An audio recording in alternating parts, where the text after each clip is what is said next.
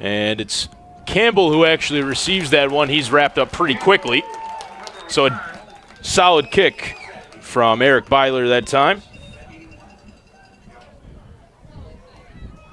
And Sultani Campbell was brought down by Samaj James. So the ball will be spotted, looks like on the 35. And that's where Syracuse will start with the first play from scrimmage. The ball on the 35-yard line. First down and 10 for the Syracuse Strong.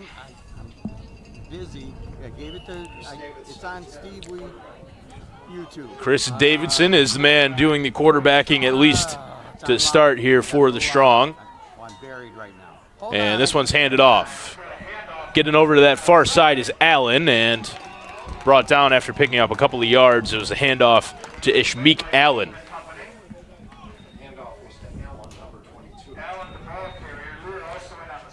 So short gain on the handoff play.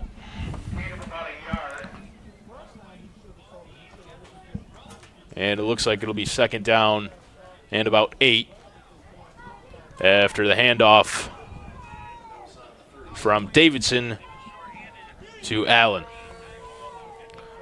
4 receivers in the set now as the Strong come to the line. This one handed off to Allen again, and he's going to be brought down for a loss. So the Watertown defense swarming here early. And the Strong trying to make something happen with the running game, and Watertown all over at that time, tackled for a loss, and the ball will be spotted behind the original line of scrimmage. It'll be third down and just over 10 yards to gain.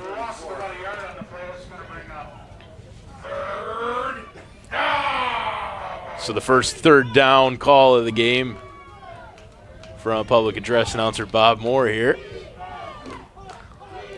4 receivers again in the set. It is Allen in the backfield with the quarterback, Davidson. Davidson scrambling out to that far side. He's brought down, sacked.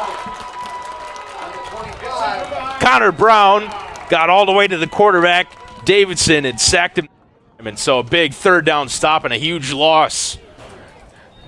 And early, Watertown defense comes out to thwart the Syracuse Strong.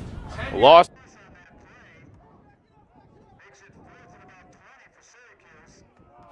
From all the way in Lewis County almost.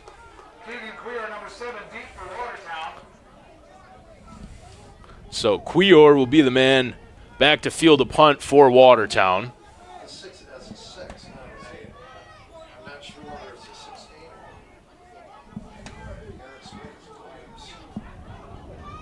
And so Syracuse forced to punt early here, and it looks like they're going to have to call a timeout. They will call a timeout. Syracuse calls a timeout to avoid, I believe, a flag. They looked like they might have had too many men on the field.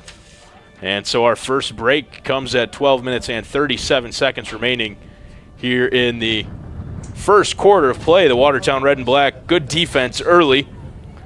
And the break gives me a chance to tell you about our sponsors for tonight's game and for all games this season. Governor Savings and Loans, your hometown bank with 5 locations in the North Country. And Samaritan Medical Center, part of the community and now hiring. So Syracuse lined up, and a flag came out right at the line of scrimmage. And the signal is a legal procedure against Syracuse. That's going to back them up even further. And you'd like to think that Watertown might be able to get the ball back in some decent field position after this punt.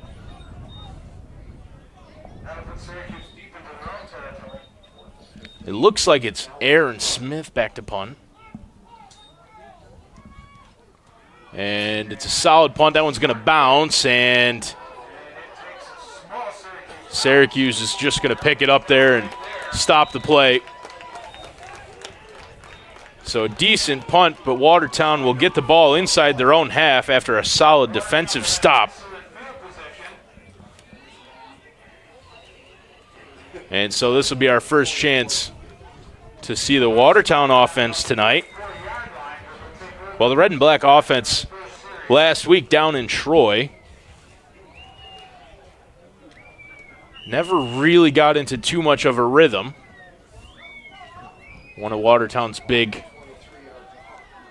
touchdowns. They scored 2 touchdowns in that game. One of them was an interception that was returned. And so Syracuse calls a timeout here before Watertown even got the playoff.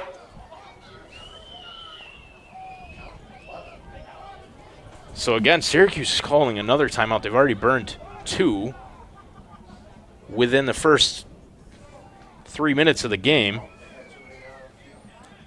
And again, Syracuse had 1 too many men on the field, so forced to use a timeout instead of picking up the penalty for illegal formation. And so that's potentially a big development. Syracuse burning 2 timeouts already. Clock reads 12 minutes and 27 seconds here in the first quarter of play, and the red and black will step to the line for their first offensive possession. It's Finkley in the backfield with Williams, and Chris Furr and Kalen Jeter on this near side. Handed off to Finkley up the middle, and he's brought down after a hard couple of yards. So Finkley with a solid gain on the handoff play. And it'll be 2nd down and 8 to go for Watertown. Clock will run to under 12 minutes here in the first quarter of action. Watertown already with a very strong defensive possession that led them, forced Syracuse to punt.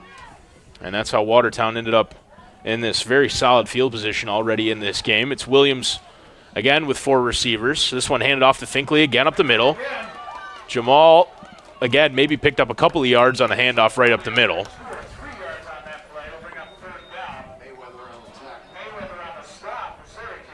It was Albert Mayweather who made the tackle for the strong. So Watertown's gone to Jamal Finkley a couple times on the handoff, plays right up the gut. And they've picked up about 4 yards. It'll be 3rd and 6. And the ball's on the 39-yard line. Again, same formation for Watertown. Furr and Jeter on this near side. 2 other receivers. Looks like Jackson and Quio are on the far side with Finkley. Fakes the handoff. Williams and skipping through a couple of tackles. Williams is going to pick up the 1st down. He's got some space. And Williams is going to get all the way into the end zone. Touchdown. So Watertown on their first possession of the game will pick up a touchdown courtesy of the quarterback, Jason Williams, who just never stopped running. And even though he was brought down just short of the end zone, was able to reach out and stretch his way and pick up 6 points on the touchdown. So Watertown will lead 6-0.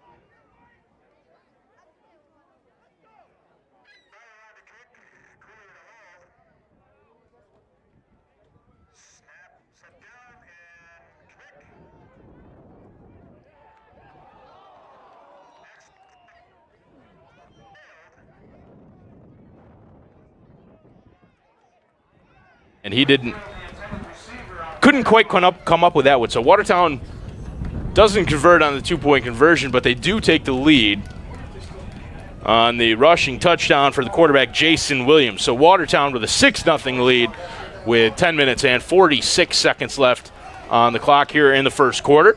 So with 10 minutes and 46 seconds remaining in the first quarter, Watertown gets on the board first. And so Watertown will kick off following the touchdown. Looks like it'll be Byler to kick off again.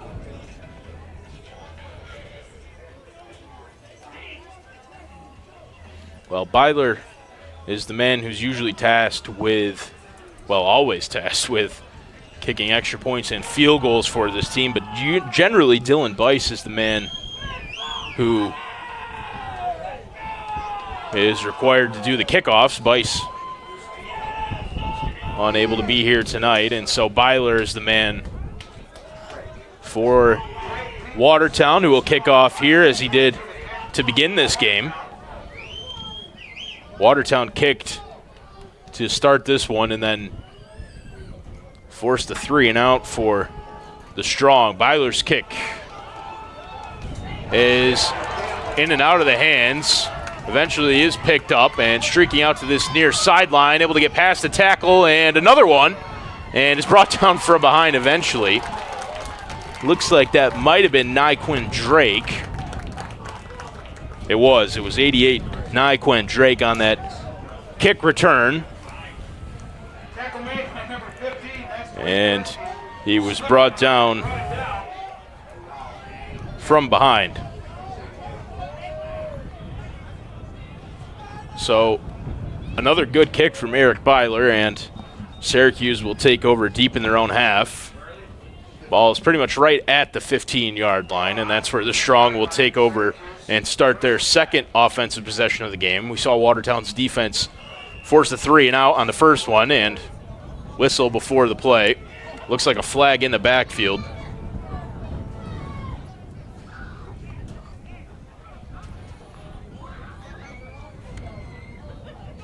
Looks like down there behind Ishmael Allen, there's a flag down on the field, and so it might have been, again, Syracuse with too many men on the field, which would be the third or fourth time that's happened. They've been forced to burn a couple of timeouts because they've had an extra man on the field. So Syracuse backed up a little bit. It's going to be a handoff to Allen on that far side, and maybe he got back to the line of scrimmage, might have picked up a yard. And looks like maybe a yard on that play. So it'll be 2nd down and 14 after the penalty and then the handoff. Ball on the 11-yard line. Watertown would love to get another stop here and keep Syracuse deep in their own half.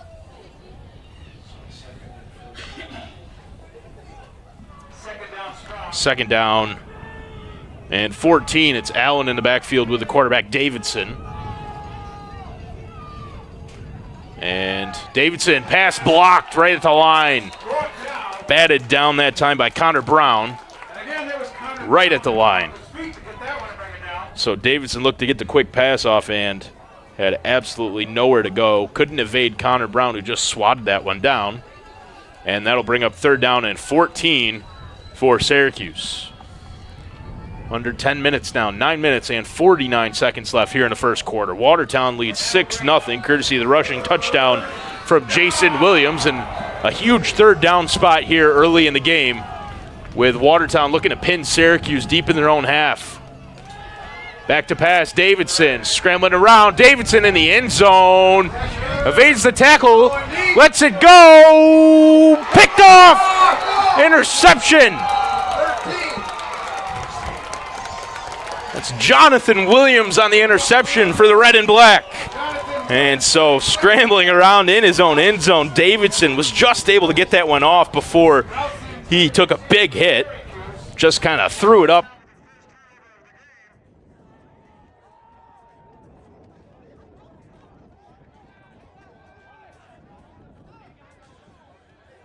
Davidson, the quarterback for Syracuse, just had nowhere to go that time. Scrambled around, was lucky to even get the pass off, had to avoid a tackle in the end zone, and just barely able to get that one out before he took a big hit. Would have been a safety ultimately, but he did end up just throwing it right to Jonathan Williams, who made the catch. And so Watertown will take over ball on the 30-yard line. Williams screen to this near side for Jackson.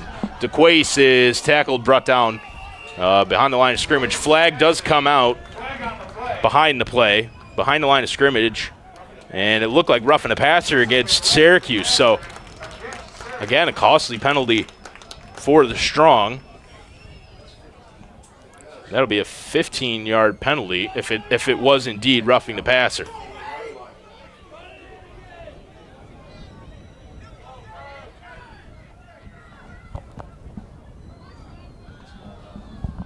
So a conversation here after what we believe was a roughing the passer call, which would be a huge decision, would move Watertown down the field another 15 yards, put them basically right at the 15-yard line with a fresh set of downs. Either way, well, the officials have a conversation, and they're going to pick up the flag, so no penalty on the play. And that should mean it'll be second down, and Watertown will actually lose yardage on the play on the short screen pass to this near side. Jackson caught the screen pass, but it was brought down behind the line of scrimmage. So after the conversation, the officials pick up the flag. There will be no penalty against Syracuse, and it'll be second down and 15 for Watertown. So pretty big swing there potentially. Could have been first down from the 15. Instead, Williams back to pass way down the field in the direction of Furr, and that one, actually, that was Quior, but over the head and out of bounds. Well, it looked like Williams might have had Keegan Quior down the field. It was Kwame Wright was the man in coverage, and that one just thrown over the head of both Wright and Quior, incomplete, and it'll be third down and 15 with the ball on the 35.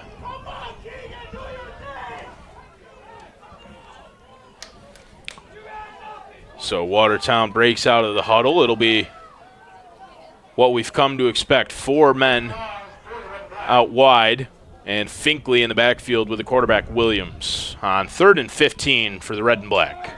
Williams fumbles the ball, picks it back up, scrambling out to that far side and unable to get away.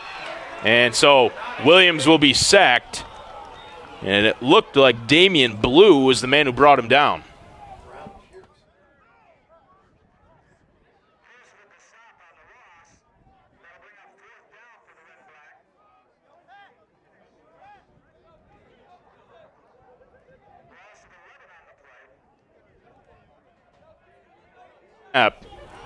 And so after the fumble, Williams unable to get away from, it was actually 26, not 28. It was Ronald Pierce Jr. was the man who made that sack. And so Watertown will be forced to punt. And Eric Byler's standing at his own 40-yard line.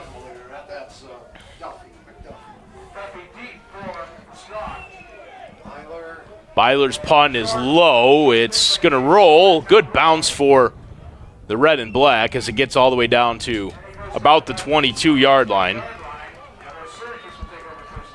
So a low line drive punt off the foot of Eric Byler. And Syracuse will get the ball at about the 22-yard line with 8 minutes and 19 seconds left here in the first quarter. Watertown leads by a score of 6-0 after the rushing touchdown for the quarterback Jason Williams.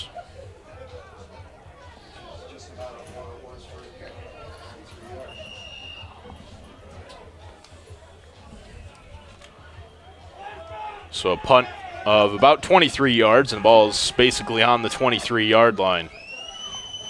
It's 2 men in the backfield with the quarterback, Davidson, and 1 receiver either side. Davidson handed off up the middle and brought down very quickly.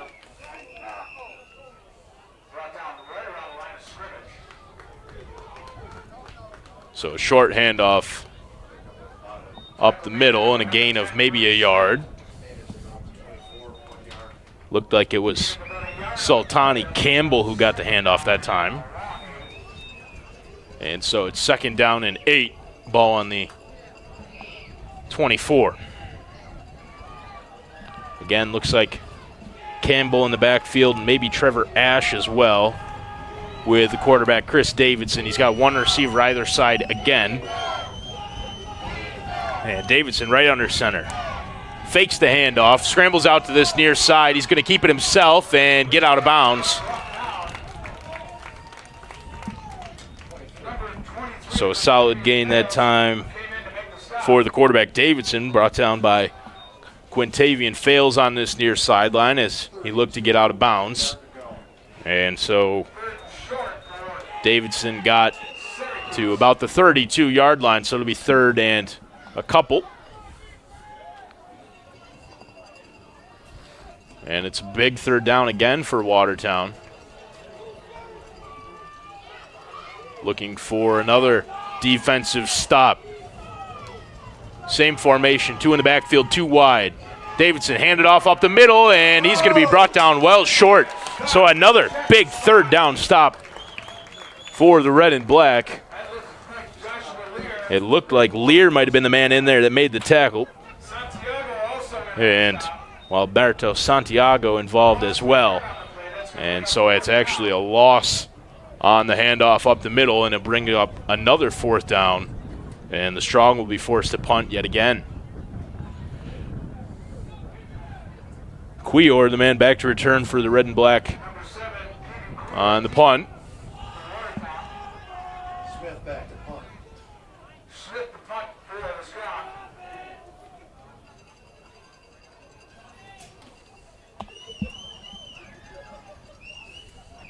Low snap, dug out, and a solid punt. Cuellar is going to take this one. Good block right in front of him. Keegan Cuellar still going, gets over the 30-yard line, and Keegan Cuellar's got a lane to the end zone. Diving in. Touchdown, Watertown.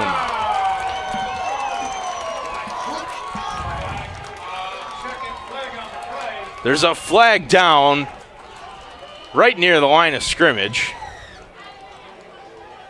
which would be a disastrous way to end or to overturn what was a fantastic punt return by Keegan Cuellar. We'll wait to see. They're calling an illegal block in the back against Watertown. So the punt return for a touchdown will be negated by the illegal block in the back. The call's right at the line of scrimmage, really.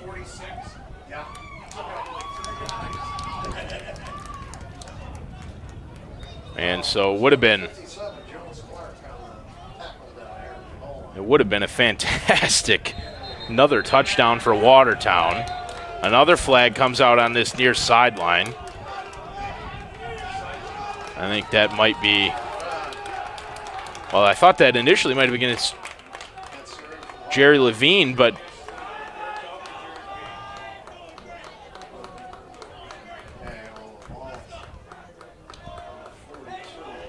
well, just based on the way that flag came out on this near sideline, it looked like it was against the Watertown sideline, but it actually looks like it might be against Syracuse. And so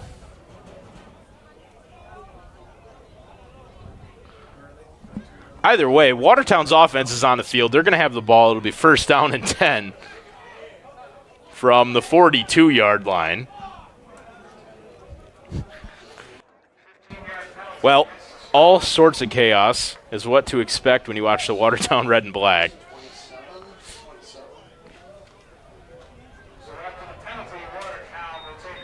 And Watertown will get the ball. The ball's actually going to be moved way up from the initial spot. So the ball's on the 27. It'll be first and 10 from there. So the punt return for touchdown negated by the block in the back. And then a personal foul against Syracuse moves the ball to about the 27-yard line. Williams scrambling around, able to get past a couple of tackles. Good block there. Way down the field, into the end zone, and out of play, incomplete. Pass was intended for Zach Todd on that far sideline.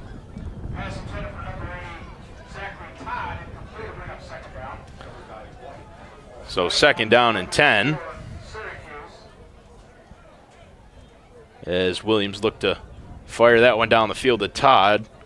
Again, it was Kwame White on that far sideline with the coverage. Kalen Jeter there on the left side of your screen, late entrant to the huddle. And it looks like Jeter's going to come to this far sideline this near sideline rather, with Chris Furr and DeQuace Jackson and Jamal Finkley. And it's Todd on the far sideline as the options for Williams. He's back to pass. Good pressure from Syracuse. Williams able to scramble out of it. He's got to get rid of it. He does. Down the field. Too strong for Finkley and nearly picked off. Stefan Suarez was the man who was right there. Almost reeled that one in. Well, Williams had Finkley wide open. Fink was in plenty of space right there, and he just threw it too tall for him. And in doing so, threw it right to Stefan Suarez, who very nearly came up with that one. In the end, it's just an incompletion, and it'll be 3rd down and 10. Ball still on the 27 for the red and black. The clock reads 5 minutes and 40 seconds as Watertown leads 6-0. Williams handed off to Finkley. And Jamal Finkley brought down by a whole host of Syracuse strong players. Looked like the man making the initial tackle was Ronald Pierce Jr. Damian Blue might have been involved as well. And so it's 4th down and 7 to go for Watertown, and the offense is on the field for the time being. And it looks like Watertown's going to take a crack at it. Finkley, the man in the backfield with the quarterback, Williams, Jackson and Todd on a far sideline, and Furr and Jeter on this near sideline. Well, the strong have been getting to Williams. Good blocking this time. Williams has Jeter, and the pass is complete. Watertown's going to pick up the 1st down. So the chains will move on the completion on 4th down, a 4th down conversion for the red and black. On the pass to Jeter right over the middle. Really good blocking that time. Williams had all sorts of time and space. He didn't really need it. It was a quick little dart over the middle into the hands of Kalen Jeter. And Watertown picks up the 1st down, a gutsy 4th down decision, and it pays off for Watertown. Handed off to Finkley up the middle, and he's going to pick up a yard or two maybe on the handoff right up the middle.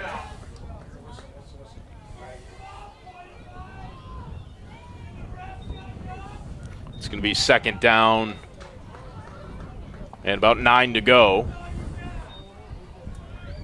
Clock will run under 4 minutes here in the 1st quarter.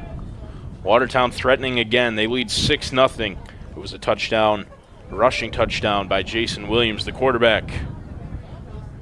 And then Watertown, not a clean snap on the extra point, and they unable to convert on the kind of last-ditch 2-point conversion opportunity.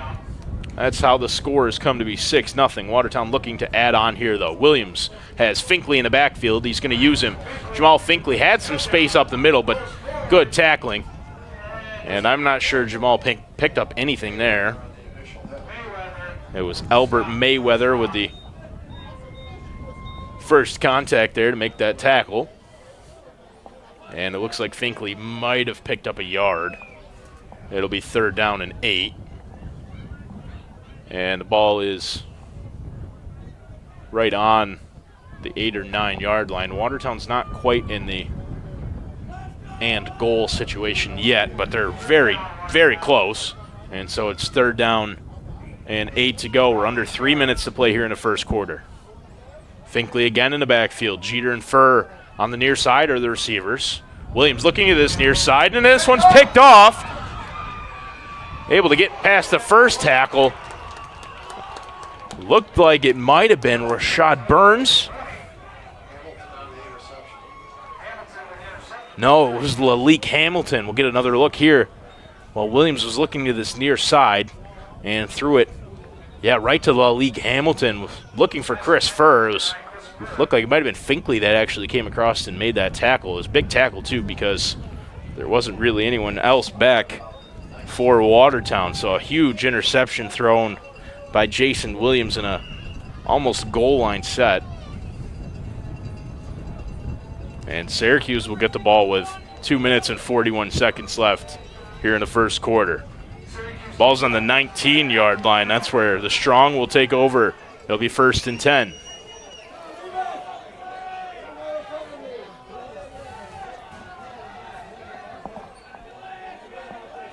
It's 2 receivers either side for the quarterback, Davidson. Looks to that far side. That one looked like it might have hit the ground before it was brought in. Either way, it's going to be 2nd down and 10 again. Well, it looked to me like that one might have skipped in before the reception was made, but the reception was made pretty much right at the line of scrimmage, so it'll be 2nd and 10.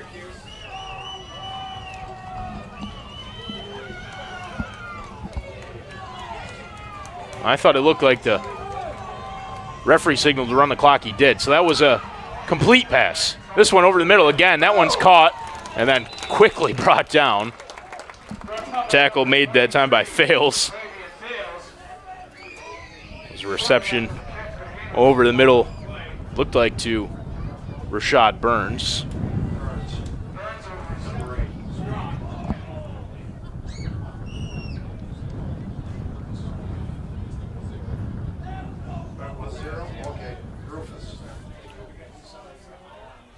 So we're getting a little bit of advice from the Syracuse video man that it actually was 0 and not 8 on the reception. So that was Marsha Rufus. We've got a flag here, and it's going to be roughing the passer against Watertown. So that's another big penalty to give up. 15 yards, and Syracuse moves up the field. It's 1st down and 10. 2 minutes and 15 seconds. Handed off up the middle and brought down quickly on the handoff to Ish McAllen.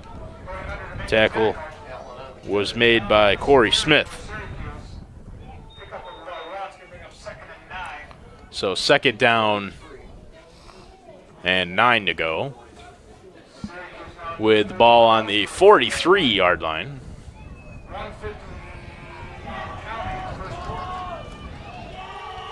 Under 2 minutes to go here in the first quarter. Again, looks like Smith in the backfield with Davidson. He's looking to pass to this near side, and that one batted down at the last second. Coming out of nowhere was Jalen Dugan to back that one down. So an incomplete pass that time. Dugan just kind of appeared and swatted that one down. So an incomplete pass brings up 3rd down and 9.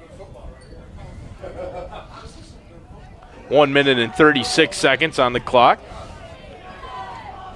As the Strong step to the line, it's Smith again in the backfield with Davidson. 2 receivers either side. Davidson looking to this near side, has his man, and it's incomplete. No, it's intercepted. It's intercepted by Fales, and Quintavian's going to get brought down right at the 25-yard line. Well, I thought that one was incomplete at first, but it fell right into the lap of Quintavian Fales. See if we get a look at it here. Well, the pass was intended, I believe, for Rufus, and it just went through his hands and fell right to Quintavian Fales, who did an excellent job, just right place, right time, and got all the way down to inside the red zone for Watertown. Ball's going to be on the 24-yard line. 1 minute and 27 seconds left in the first quarter.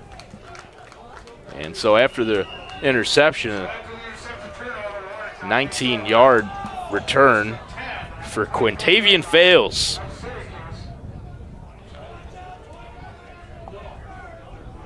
And the red and black offense is back out there after the Fales interception.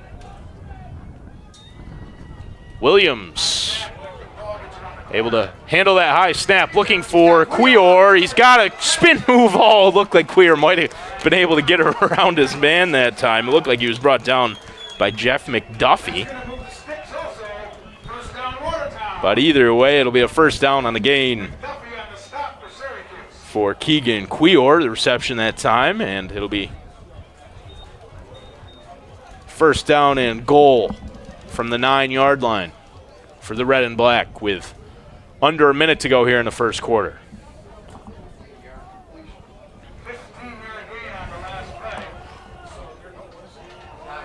Gain of 15 for the red and black on the reception by Cuellar. It's Rarde Burrell in the backfield. And Jackson moves over to this near side right before the snap. Handed off. Rade Burrell up the middle and brought down right as he got back to the line of scrimmage. So no gain on the handoff to Burrell. And it'll be 2nd down and 9. And I think the red and black are just going to let the clock run out here on the first quarter. And they will. So the clock will run here, and we'll reach the end of the first quarter. Watertown threatening at 2nd and goal. And they lead 6-0. Watertown Red-Black football brought to you by NBC Watertown and Steve Weed Productions. We'll take a break here at the end of the first quarter.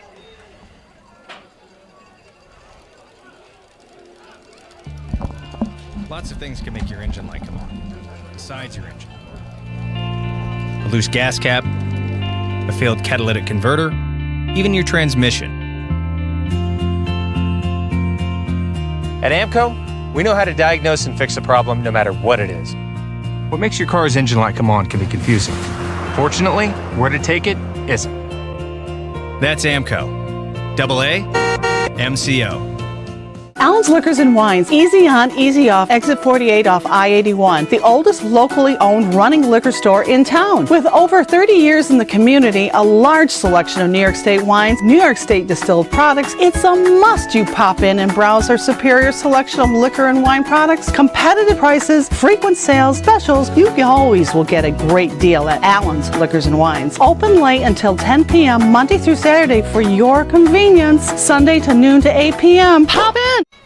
So the teams have switched sides after the end of the first quarter. Watertown's in a 2nd and goal situation here. The ball's on the 9-yard line. And it looks like it is Burrell again in the backfield. 3 men on this near side. Williams didn't really handle that one, but a flag came out late behind the play. Off the right edge of your screen is where the flag is, and the signal from the referee as well is an illegal procedure, so that'll back Watertown up. It'll be 2nd down and 14, ball on the 14-yard line.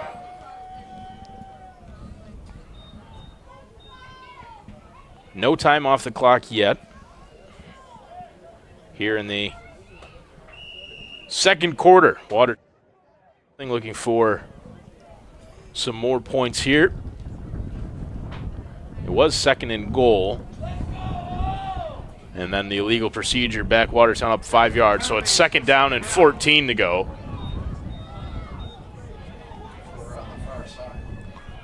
Chris Furr, the lone man on that far side. 3 receivers on this near side. Williams over the middle and incomplete. Well, that one was intended for Kalen Jeter, and I thought he might have been able to come up with that one for a second. Good coverage that time. Jeter didn't have really any sort of space at all. It was Stefan Suarez on the coverage who gave Jeter absolutely no space, and so an incomplete pass, and it'll be 3rd down and 14 to go for the red and black. Burrell made his way to this near sideline and came off the field. Watertown huddling up and now breaking out. And it looks like it's going to be 3 receivers on the far side, Todd, Jeter, and Furr, and then Quior and Jackson on this near side. Williams all by himself in the backfield. High snap. Williams looking to scramble out of it. Jason Williams with some space, and big hit. Looked like he's just short of the end zone. Get another look here. Williams with it was just a little bit of a high snap, and Williams decided to take it himself, got dangerously close to the end zone, and a huge hit laid there by, I believe that was 19, KJ White. And so just short, Watertown at the 1-yard line, and it's a 4th down situation and a big decision for the red and black, and it looks like they're going to talk it over. Offensive coordinator Jerry Levine's on the field speaking with the offense on this near sideline.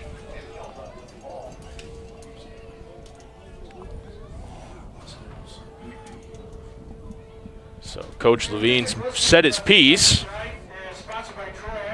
and The red and black will step to the line, the offense on the field. And it looks like it's Kalen Jeter who's going to receive this snap instead of Jason Williams, and he's got Jamal Finkley in the backfield with him. Jeter under center, out to this near side, brought down, and the ball might have come loose. Referee on this near side signals touchdown. Touchdown, Watertown. Well, actually, you might have got a better look at it than I did. And we're going to take a look at it here. It looked like Jeter was wrapped up short of the end zone, but the ball must have come loose. And it did. You could see it pop out there, and Watertown must have come up with it in the end zone because the signal from the referee on this near side immediately was touchdown. Impossible to really tell who came up with it. And now the referee's going to get together and talk this one over. Well, just purely based on watching that replay, it looked like Syracuse are the only people that could have possibly fallen on it. We'll take another look here. Jeter gets out to this near side. He's brought down, and the ball pops loose there. And it looked like Darian Salter might have been there, but he comes up and didn't have the ball. And I think they're going to call this one back and go the other way after a conference. And the fans here on this near side obviously not thrilled with it, but I think after watching it, I think that was the right decision. Again, so difficult to tell. There was no one from Watertown really in that area other than Jeter, who was the man who fumbled the ball. And so Coach Ashcraft getting an explanation from the official there, he's not thrilled about it either.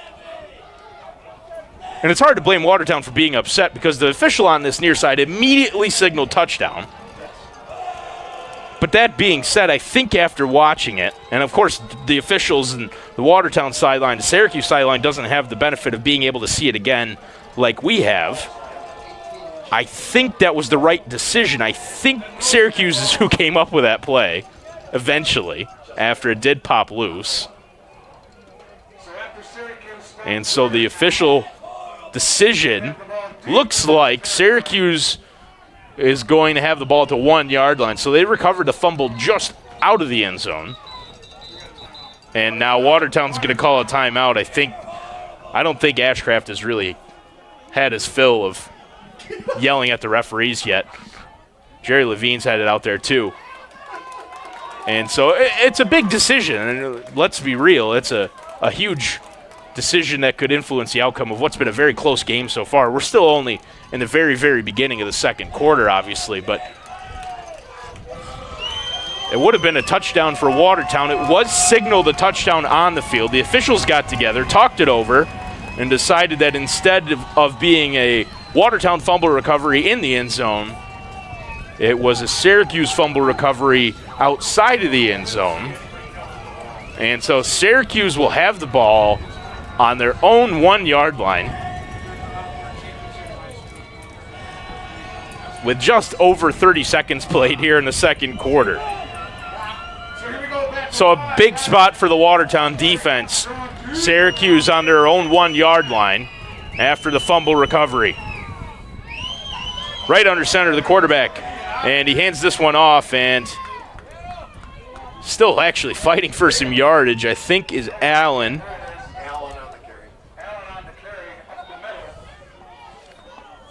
Well, the handoff up the middle out of the end zone, always fun to watch.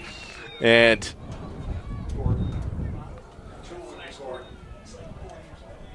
it was Dwayne Gordon on the carry. Picked up actually some significant yardage, a lot more yardage than I thought initially after watching that play. So gives Syracuse some breathing room. Ball's actually at about the 6 yard line, so it was a gain of about 5 for Gordon that time. And again, handed off up the middle, actually out to that far sideline and brought it down, but not before picking up the first down. Again, handed off to Gordon. So huge couple of plays that time for Dwayne Gordon. able to pick up some serious yardage in a really difficult spot for the Syracuse offense. And it'll be a first down and 10 with the ball at the 17-yard line. And flag comes out on this near sideline, and it is against Syracuse. So the ball moved back on the offensive flag. Penalty of 5 yards, and it'll be first down and 15. Ball on the 11-yard line. 13 minutes to go here in the second quarter. And on that far side and in some space. Again, that's Gordon on the carry. So Dwayne Gordon on that far sideline. Get another look at it here. He got all the way to that far sideline. And Gordon picking up another first down for the Syracuse Strong. You see him again, just skip past one tackle and then really laid the hit, actually, instead of being hit, kind of laid the hit as Williams looked to wrap him up that time. So Gordon with some serious speed and strength and has picked up some absolutely massive yardage for this Syracuse Strong team. Again, handed off. This one instead to Allen, and then a late flag comes out behind the play. And it looks like it might have been holding, and it is holding against the offense. Well, the Strong electing to keep the ball on the ground again. That one was Ishmael Allen on the carry, but the play is going to be negated by the offensive holding. Again, discussion between the officials. And now they're going to march the yardage off. Home again, playing against the Charlotte Colonials. And then they're on the road, Road Warriors, for 3 straight weeks. The 17th of June, the 24th, July 8th, and they'll have a bye on July 1st, July 15th. And then we're going to be back home for our final 2 home games on the 22nd of July against Troy, June 29th against Upstate Predators. Here we go. So the ball's on the 22-yard line. It's first down and long, and another flag comes out.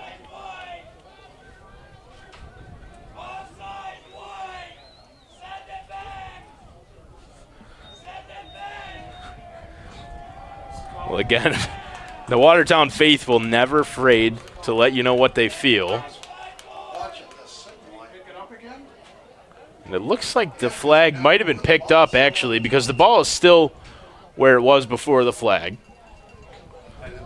So the flag picked up. The ball is still at the 22-yard line. It's first and long. Back to pass is the quarterback, Davidson. He's looking way down the field, and that one's brought in. Wow, what a play, actually. It was way down the field, and it was Laquan Rouse who made the catch. You get a really good look at it here as Davidson threw this one way down the field, right over the head of the coverage and right into the hands of Laquan Rouse. It was a really good effort. Actually kind of went up and got that one. And it was a huge gain for the Strong. And so the ball is spotted at the 43-yard line as the Strong move into their offensive half of the field. Huge gain for the Strong.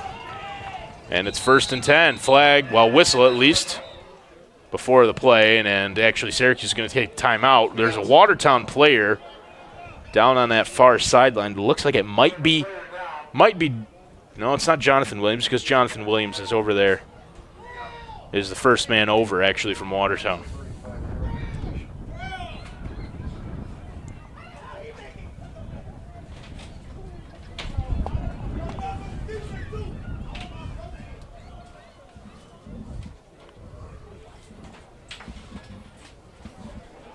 Well, the timeout called by Syracuse, and the player down for Watertown. Being helped off on this near side, just outside of your camera shot, is number 23.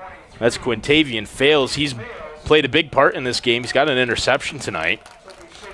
And Fales is down on this near sideline.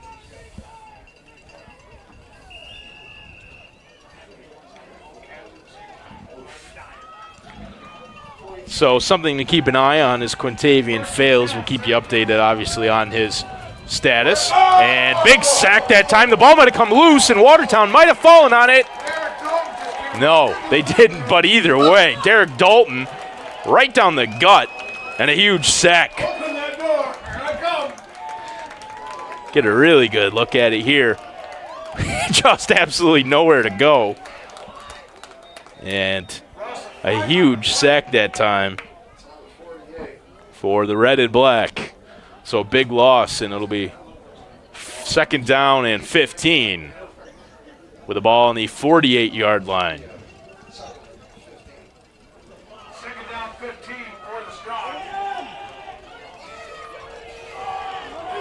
2nd down for the Strong.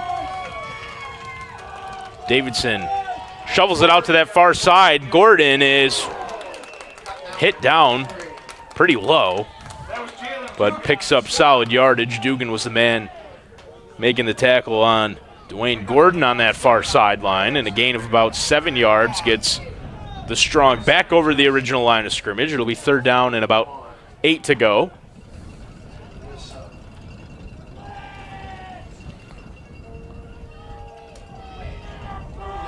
Well, that man, Dwayne Gordon.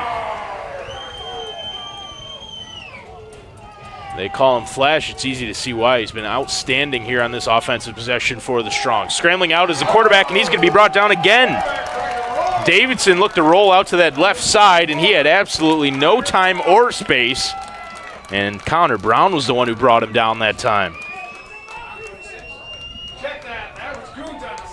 Get another look here, and actually that's Justin Kuhn who made that stop. Well, Davidson tried to roll out to that left side, and Kuhn was all over him. And so again, another tackle for a loss, and it's the punt team for the Syracuse Strong.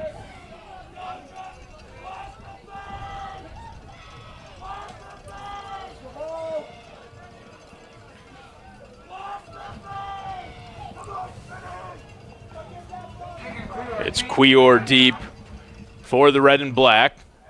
Really solid punt. Cuellar's going to catch this one on the fly, and good blocking. Keegan Cuellar still going is Cuellar, and eventually brought down right at the 35-yard line. Get a good look at it here. It was a good punt. And Cuellar able to skip past a couple of tackles. Got all the way out here and was brought down by Marsha Rufus as Cuellar able to get to the 35-yard line. So good defensive possession for the red and black. Another conversation here from the officials. There is a flag down on the far side of the field over near the line of scrimmage, over by the yardage marker on the far sideline. And it's against Watertown. Looks like Watertown was offside on that play, on the punt. And so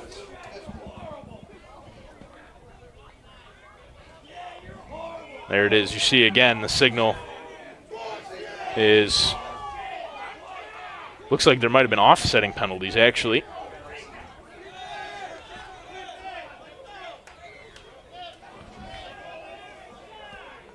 Well, again, all sorts of confusion. It doesn't look like either team actually really knows what's happening. The initial signal was an offside against Watertown, and then you saw it. There was another signal that there was an offside against Syracuse. But the ball has moved forward 5 yards. And so Syracuse is going to punt again, just 5 yards further up the field than they were initially. Again, always fun trying to decipher the referee signals up here. Smith's punt again is even better than the last one. Cuellar is got nowhere to go, really, and he's brought down maybe at the 15-yard line. Some good pushing and shoving after the play. And so Watertown gets the ball back with 8 minutes and 12 seconds to go here in the second quarter and a 6-point lead. And as both teams get set for the next possession, I'll give you a chance, gives me a chance to tell you about our sponsors for Watertown Red and Black Football, brought to you by NBC Watertown and Steve Weed Productions. Allen's Liquor and Wines, well, Amco Transmissions as well. Certainly don't want to forget about Amco. It is locally owned and operated. Amco Transmissions knows how to diagnose and fix the problem no matter what. Allen's Wine and Spirits has got the largest selection of New York State wine and is the oldest running liquors and wine store around. So we get set here. Watertown has got the ball. Williams is back to pass over the middle to Jackson, and that one was incomplete. Jackson unable to reel it in, kind of bounced in and out of the hands. Throw was low. Tough one for DeQuace to handle. And so the incompletion brings up 2nd down and 10. Ball's on the red and black 15-yard line after the second punt. Syracuse punting the ball twice that time. The initial punt was nullified by Watertown offside, and then Syracuse with another punt. And Smith actually got a better foot on the second one, and the coverage was even better on the return. Cuellar had nowhere to go, and so Watertown's pinned on their own 15-yard line. Jackson's got 2 receivers either side, and unable to handle that one was Williams, and he did pick it up, and he's got his man on the far side. It's caught by Keegan Cuellar. Well, Williams made something out of absolutely nothing that time. Didn't really handle the snap very well. Kind of fumbled it, dropped it, picked it back up, threw it to the near side, and found Keegan Cuellar in plenty of space, picked up the 1st down, and that'll move the ball to about the 36-yard line for the red and black. We also want to thank the Bad Apple Restaurants. So the ball on the 36-yard line. A good shout-out to the dog pound at the far end zone from Bob Moore. Williams dropped the ball again on that snap. Able to fall back on top of it, but Williams twice in a row now unable to really reel in the snap. And so brought down for a loss that time of about 5 yards. And it'll be 2nd down and 16, so actually a loss of 6. 2nd down, 16. So Williams twice now, 2 plays in a row, unable to control the snap cleanly. Fortunate that time to just fall back on top of it. Was even more fortunate to play before that to make a completion and pick up a 1st down. It's Burrell in the backfield. Jackson and Jeter on the near side. Handed off to Burrell. Rarde almost got back to the original line of scrimmage before being brought down. Looked like the tackle might have been made by Kayshawn Sparks that time. Sparks on the stop for Syracuse. It'll be 3rd down and about 11.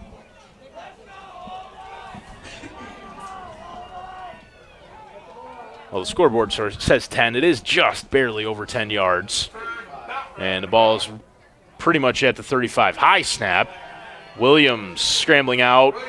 Gets around a tackle. Down the field, Williams looking for Jackson, and we'll wait to see if the flag comes out, and it does come out. Late flag for pass interference. It looked like Jackson was hit from behind as he went up to catch that one. And it is. So the flag against Syracuse on the incompletion.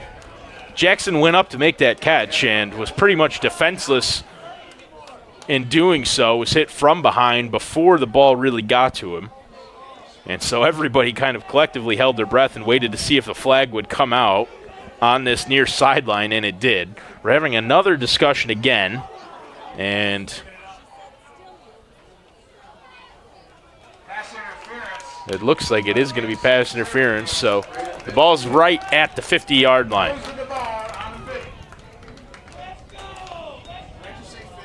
Yes, you did. I'm moving over here. Well, I'm not sure why the officials really needed to discuss that. One seemed a pretty clear-cut pass interference to all of us up here in the box anyway. And so it will be first down right at the 50-yard line. Williams way down the field looking for Furr, and it's just going to blow out of bounds. Pretty windy night, and the wind is blowing that direction from behind where we're situated up here in the press box out towards that far sideline. There's a flag down at the line of scrimmage, and it looks like it's going to be against Watertown. It is. It's holding against the red and black. And so the ball will be marched back from the line of scrimmage. Well, the signal was holding, but based on where the red and black offense is, the ball's going to be spotted a lot further than that. You can see him way off to the right side of your screen. That's a good 20 yards further back from where the line of scrimmage was. The original line of scrimmage was right at the 50-yard line, and they are going to march off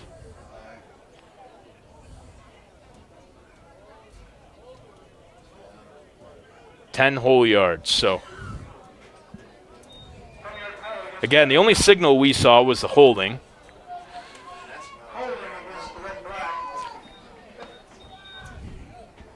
So, something I tend to say a lot. Your guess is as good as mine as to what the official decision was there. Either way, first down and 20. This one handed off up the middle and absolutely nowhere to go that time for Rarde Burrell. And so it'll be second down and 20 with the ball on the 40-yard line. Watertown leading 6-0 with 5 minutes and about 10 seconds left to go here in the second quarter of Gridiron Developmental Football League. It was the season opener last weekend for Watertown down in Watervliet as they took on the Troy's Fighting Irish. Their home opener this week as they take on last year's defending champion, the Syracuse Strong. And Watertown with the lead here in the first half. Williams back to pass. Out to this near side, way up into the air, looking for Jeter, and that one's going to fall incomplete, way ahead of everybody. Well, Williams was looking for Jeter on this near side. There was double coverage. Keegan Quior's down right at the initial line of scrimmage, the 50-yard line, which is about 10 yards up from the line of scrimmage on that play. And so Quior in some distress and will step away here as Watertown leads 6-0 in the second quarter.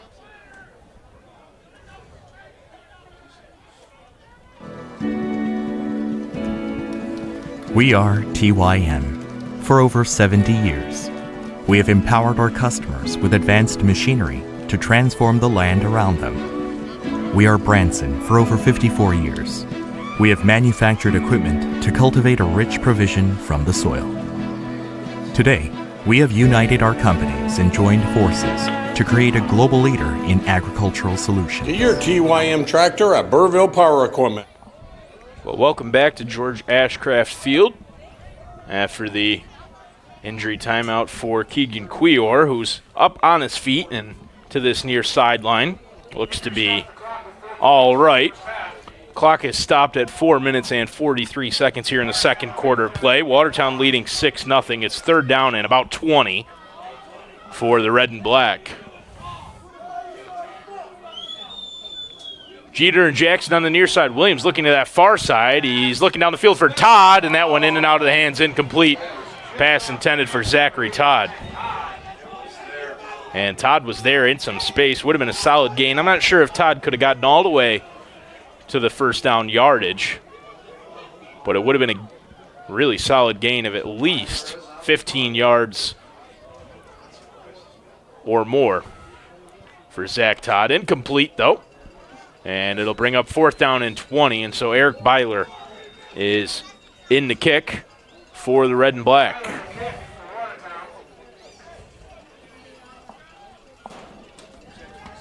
Byler's all the way back at about the 25-yard line. There he is, Eric Byler's punt. That's a good punt from Byler. And that one's going to bounce and fielded there.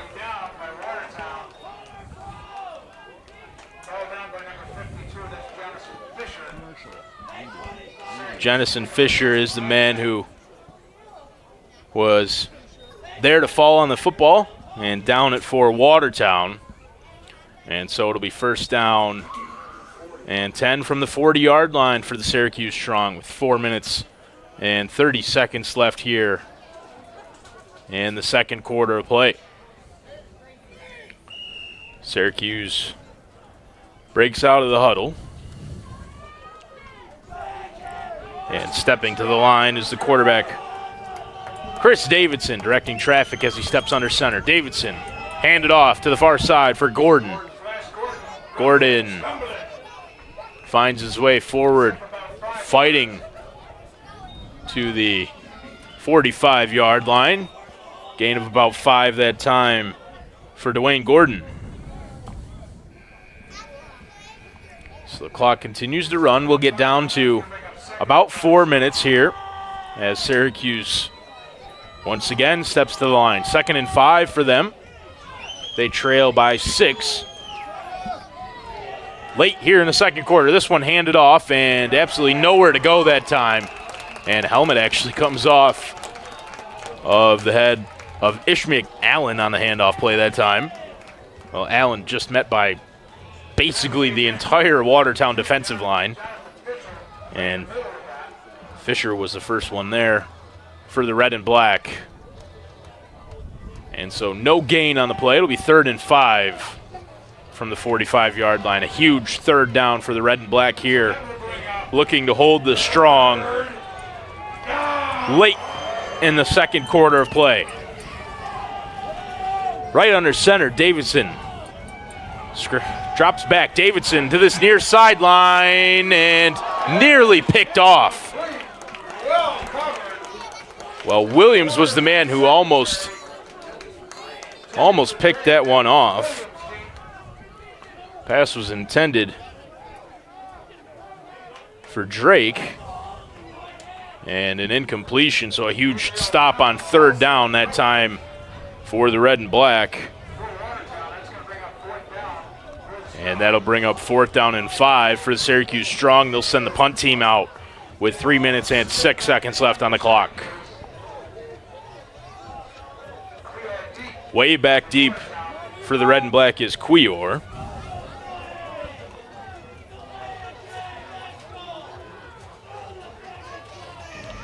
And it's Smith back to punt. Smith gets all of it. And that one's going to skip in. Cuellar bats it down and then picks it up. Keegan Cuellar is wrapped up at about the 20-yard line. So gain of about 9 on the punt return for Keegan Cuellar. And 2 minutes, 54 seconds for the Watertown offense to try to strike again here at the end of the first half. Well, it's been a hard-fought, tough-nosed football game. And the break in action gives me a chance to tell you about our sponsors. Colello Air Technologies is a group of certified professionals that can improve the air quality in your home.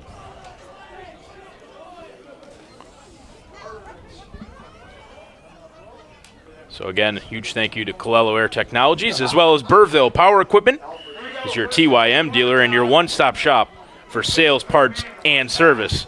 Thank you to Burville Power Equipment and Colello's, as well as all of our other sponsors for Watertown Red and Black Football, brought to you by NBC Watertown and Steve Weed Productions. We're late here in the first half, under 3 minutes. This one handed off right up the middle, and still going, picking up a solid, hard-fought yards. That time was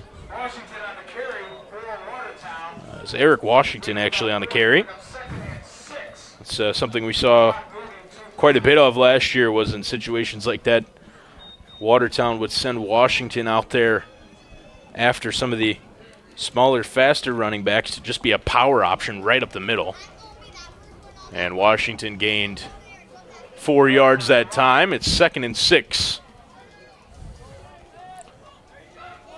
Washington again in the backfield with Williams. He's got 2 receivers either side. This is the set we see Watertown in most of the time. Williams going to keep it himself. He's under some pressure. Williams down the field, and that one looked like it might have skipped in, and they are going to say incomplete as Jackson unable to reel that one in, and we're going to have a 2-minute warning here, and Watertown will have the football. It'll be 3rd down and 6 for them after the 2-minute warning. And so we'll step aside quickly for the 2-minute warning. Watertown leading 6-0. Just like you, our family's health is very important to us. One way to improve the air quality in your home is to regularly have the ductwork cleaned. Colello Air Technologies can help with certified professionals in state-of-the-art technology and equipment. Colello Air Technologies also offers mold remediation, water damage restoration, fire and smoke remediation caused from storms, broken pipes, fires, and water backups. Call Colello Air Technologies today to make an appointment. When you walk in the door, we know you by face. We know your families, we see you in the community. You're not a number here, you're always a name. When I help a couple build their first home and I can drive by and see the completed project, and we had a part in that. I had a customer yesterday that came in and she said, "You've explained to me in 10 minutes more than I've gotten from any other bank that I've talked to." And, they appreciate that. Governor Savings and Loan, your hometown bank since 1892. On 3rd and 6, Williams decided to take it himself, and he's going to be brought down at the initial line of scrimmage, and a loss on the play that time as Williams looked to scramble himself to that far sideline, got nowhere, and was actually tackled for a loss. So after the 2-minute warning not to play, Watertown would have looked for. And so 1 minute and 30 seconds here, clock running at the end of the first half. Byler will punt for the Watertown Red and Black.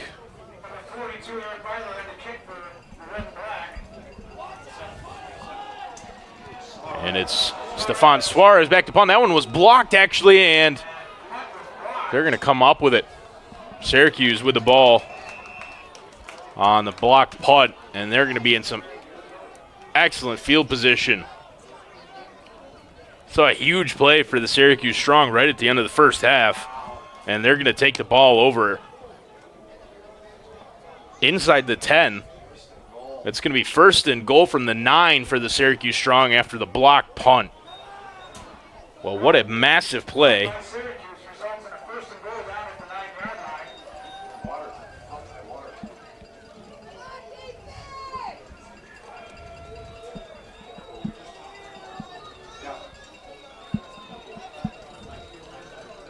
Well, just an enormous play for the Syracuse Strong as they end up falling on that one inside the 10-yard line, and that's where they'll take over. 1 minute and 10 seconds left, and Watertown's going to call a timeout and talk this one over. This is a huge situation for them. The absolute last thing you want to have happen is to give up points right at the end of the first half after the defense has played so well all game. So the Watertown timeout, and we'll step aside once more briefly. How you feeling, Jake? Like I got the worst sinus infection ever. I see your prescription here. Hey, Bob. You need to stay hydrated. I'm getting spot water as we speak. Hey, Bob. Grab something for pain. Your prescription won't kick in right away. Hey, Mom. Have you been taking your vitamins? Uh-huh. Your body needs more than chips. Totally. And frozen pizza. All right. Wow. We got this.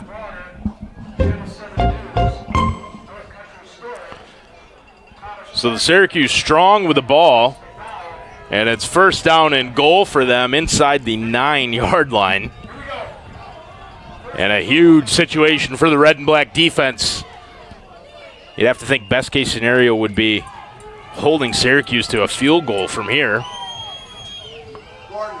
It's pitched to Gordon on that far side and brought down inbounds. Late flag on the far sideline.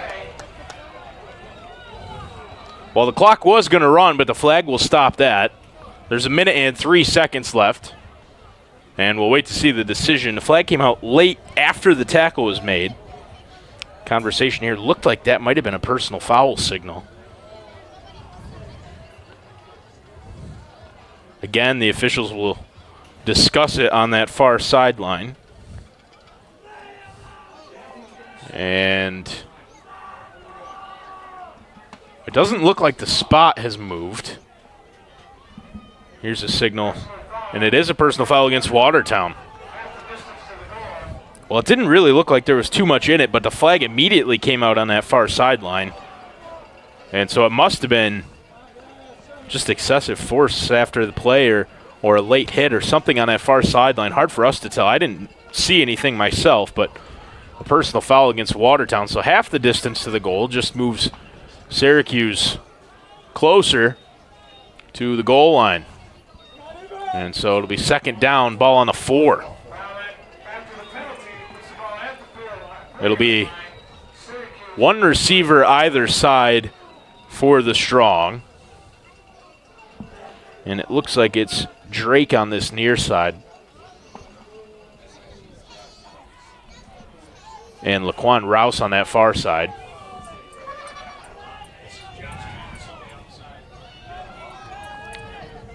Correct me, it's Josh Thomas on the near side. Handed off up the middle and stopped after maybe a yard gain. Definitely short of the end zone either way.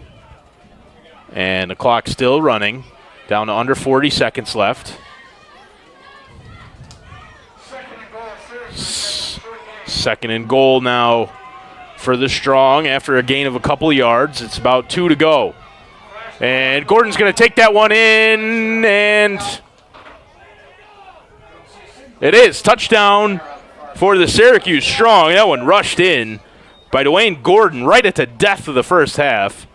And so the Strong on the board to get another look at it here on the handoff play to Gordon, who just really had a pretty clean lane right into the end zone. And so Syracuse on the board at 6-6. And the Strong looks like they're going to send out the extra point team.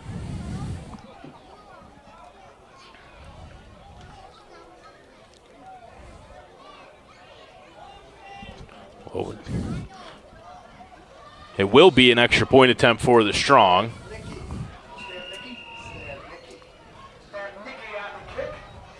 And it will be Tom Stadnicki back to kick the extra point. Stadnicki's kick looks pretty good. And it is good. So Syracuse takes the lead here with 24 seconds left in the first half. On the touchdown rush for Dwayne Gordon and the extra point from Tom Stadnicki. So Syracuse leading 7-6 over Watertown with 24 seconds left in the first half. We'll take another break. Our community is both the place we live and it's the people we share it with. Samaritan Health is a place where caregivers of all kinds make a real difference. And it's a community where they can build rewarding careers. Because at Samaritan, we care about our patients and we care about our people. If this sounds good to you, join us. Together, we can take care of our community and your future. Get started at www.samaritanhealth.com/careers. Well, if you're just joining us, it's been an excellent first half of football. Watertown took the lead on a rushing touchdown for the quarterback, Jason Williams. And they've played some really solid defense, but so has Syracuse. And the Strong have taken the lead right back here at the end of the first half. It was a rushing touchdown for Dwayne Flash Gordon. And the extra point was good from Tom Stadnicki. So Syracuse will kick off with 24 seconds left here in the first half. Brady's kick is low. Hit Josh Lear.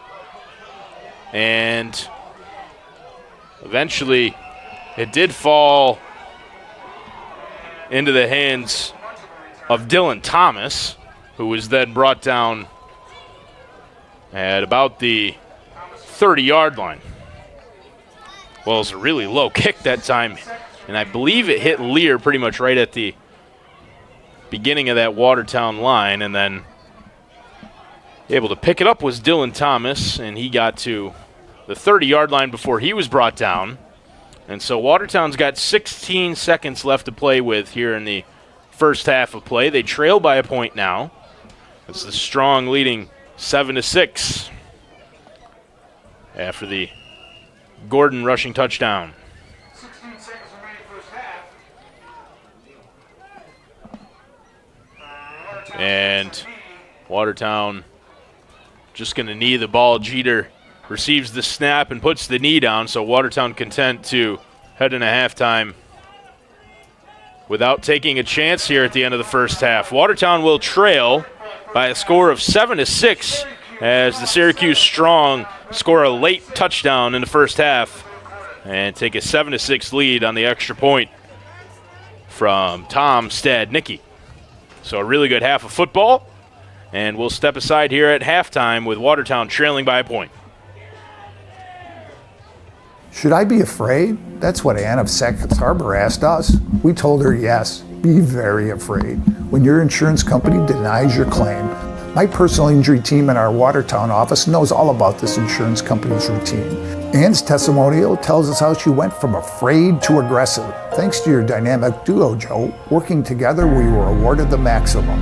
That team works at Stanley Law, Watertown.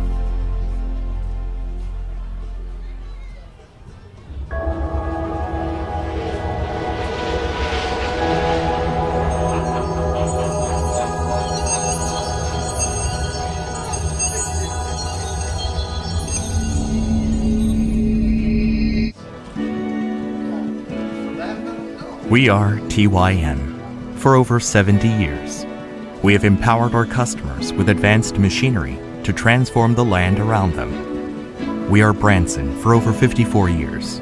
We have manufactured equipment to cultivate a rich provision from the soil. Today, we have united our companies and joined forces to create a global leader in agricultural solutions. Get your TYM tractor at Burville Power Equipment. Just like you, our family's health is very important to us. One way to improve the air quality in your home is to regularly have the ductwork cleaned. Colello Air Technologies can help with certified professionals in state-of-the-art technology and equipment. Colello Air Technologies also offers mold remediation, water damage restoration, fire and smoke remediation caused from storms, broken pipes, fires, and water backups. Call Colello Air Technologies today to make an appointment. When you walk in the door, we know you by face. We, know your families. We see you in the community. You're not a number here. You're always a name. When I help a couple build their first home, and I can drive by and see the completed project, and we had a part in that. I had a customer yesterday that came in and she said, "You've explained to me in 10 minutes more than I've gotten from any other bank that I've talked to." And, they appreciate that. Governor Savings and Loan, your hometown bank since 1892. How you feeling, Jake? Like I got the worst sinus infection ever. I see your prescription here. Hey, Bob. You need to stay hydrated. I'm getting spot water as we speak. Hey, Bob. Grab something for pain. Your prescription won't kick in right away. Hey, Mom. Have you been taking your vitamins? Uh-huh. Your body needs more than chips Totally. and frozen pizza. All right. Wow. We got this. Our community is both the place we live and it's the people we share it with. Samaritan Health is a place where caregivers of all kinds make a real difference. And it's a community where they can build rewarding careers.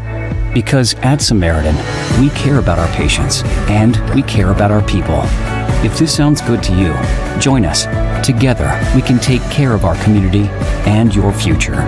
Get started at www.samaritanhealth.com/careers. Should I be afraid? That's what Ann of Sackett's Harbor asked us. We told her yes. Be very afraid when your insurance company denies your claim. My personal injury team in our Watertown office knows all about this insurance company's routine. Ann's testimonial tells us how she went from afraid to aggressive. Thanks to your dynamic duo, Joe, working together we were awarded the maximum. That team works at Stanley Law, Watertown.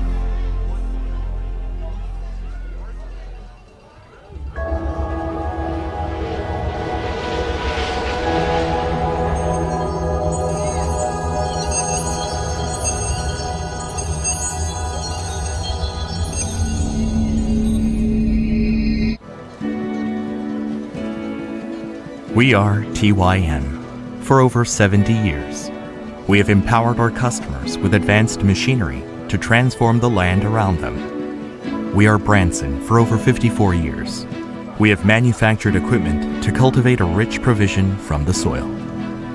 Today, we have united our companies and joined forces to create a global leader in agricultural solutions. To your TYM tractor at Burville Power Equipment. Just like you, our family's health is very important to us. One way to improve the air quality in your home is to regularly have the ductwork cleaned. Colello Air Technologies can help with certified professionals in state-of-the-art technology and equipment. Colello Air Technologies also offers mold remediation, water damage restoration, fire and smoke remediation caused from storms, broken pipes, fires, and water backups. Call Colello Air Technologies today to make an appointment. When you walk in the door, we know you by face. We, know your families. We see you in the community. You're not a number here. You're always a name. When I help a couple build their first home, and I can drive by and see the completed project, and we had a part in that. I had a customer yesterday that came in and she said, "You've explained to me in 10 minutes more than I've gotten from any other bank that I've talked to." And, they appreciate that. Governor Savings and Loan, your hometown bank since 1892. How you feeling, Jake? Like I got the worst sinus infection ever. I see your prescription here.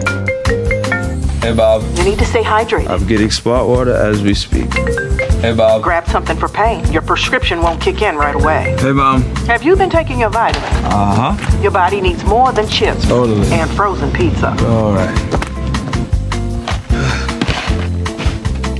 Wow. We got this.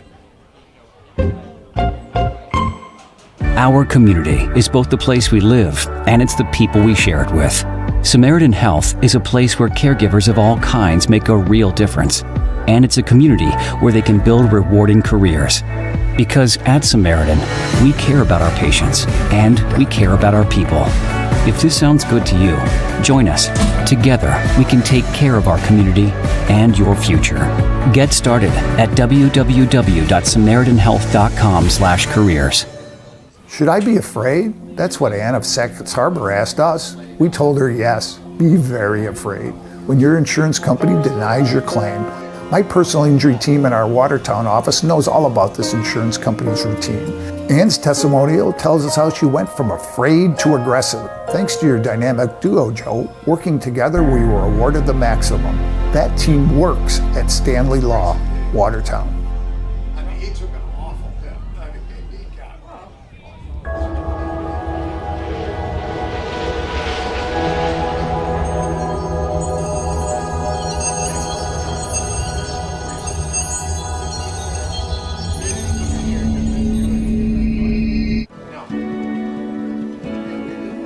We are TYM.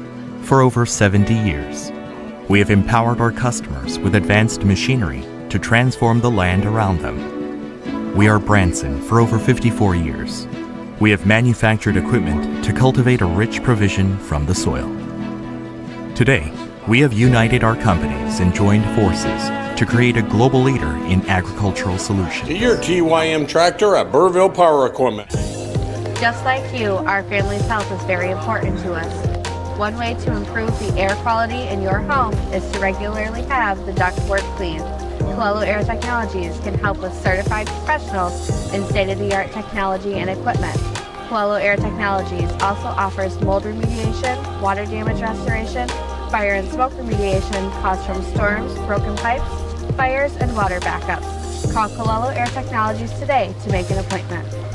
When you walk in the door, we know you by face. We, know your families. We see you in the community. You're not a number here. You're always a name. When I help a couple build their first home, and I can drive by and see the completed project, and we had a part in that. I had a customer yesterday that came in and she said, "You've explained to me in 10 minutes more than I've gotten from any other bank that I've talked to." And, they appreciate that. Governor Savings and Loan, your hometown bank since 1892. How you feeling, Jake? Like I got the worst sinus infection ever. I see your prescription here. Hey, Bob. You need to stay hydrated. I'm getting spot water as we speak. Hey, Bob. Grab something for pain. Your prescription won't kick in right away. Hey, Mom. Have you been taking your vitamins? Uh-huh. Your body needs more than chips Totally. and frozen pizza. All right. Wow. We got this. Our community is both the place we live and it's the people we share it with. Samaritan Health is a place where caregivers of all kinds make a real difference. And it's a community where they can build rewarding careers. Because at Samaritan, we care about our patients and we care about our people. If this sounds good to you, join us. Together, we can take care of our community and your future. Get started at www.samaritanhealth.com/careers. Should I be afraid? That's what Ann of Syracuse Harbor asked us. We told her yes, be very afraid. When your insurance company denies your claim, my personal injury team in our Watertown office knows all about this insurance company's routine. Ann's testimonial tells us how she went from afraid to aggressive. Thanks to your dynamic duo, Joe, working together, we were awarded the maximum. That team works at Stanley Law, Watertown.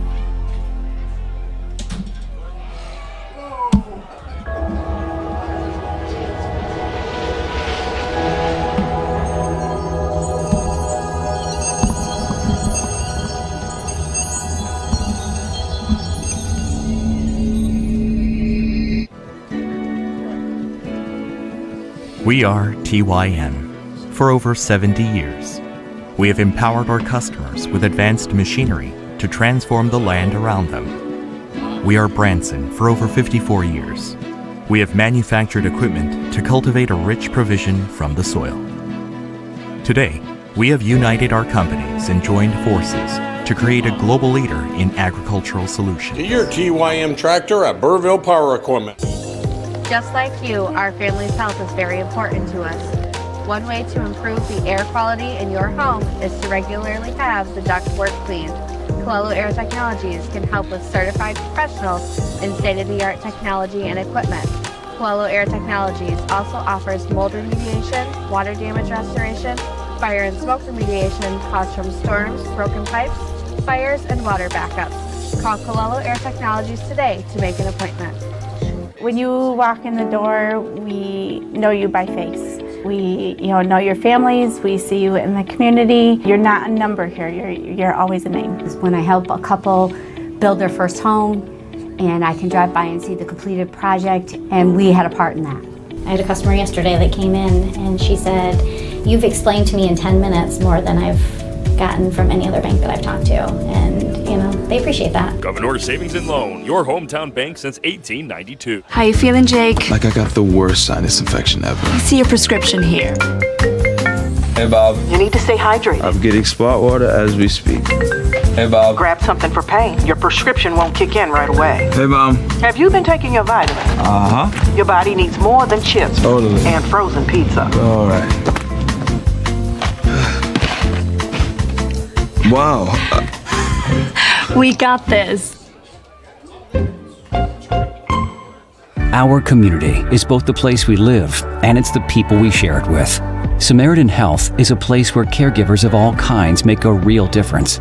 And it's a community where they can build rewarding careers. Because at Samaritan, we care about our patients and we care about our people. If this sounds good to you, join us. Together, we can take care of our community and your future.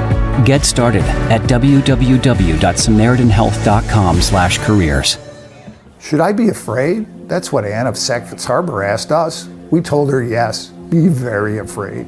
When your insurance company denies your claim, my personal injury team in our Watertown office knows all about this insurance company's routine.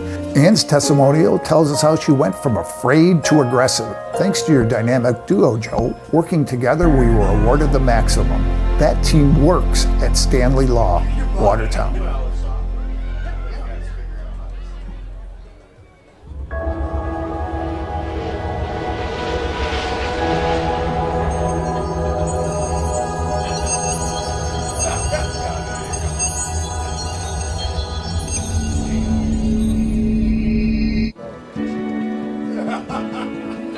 We are TYM.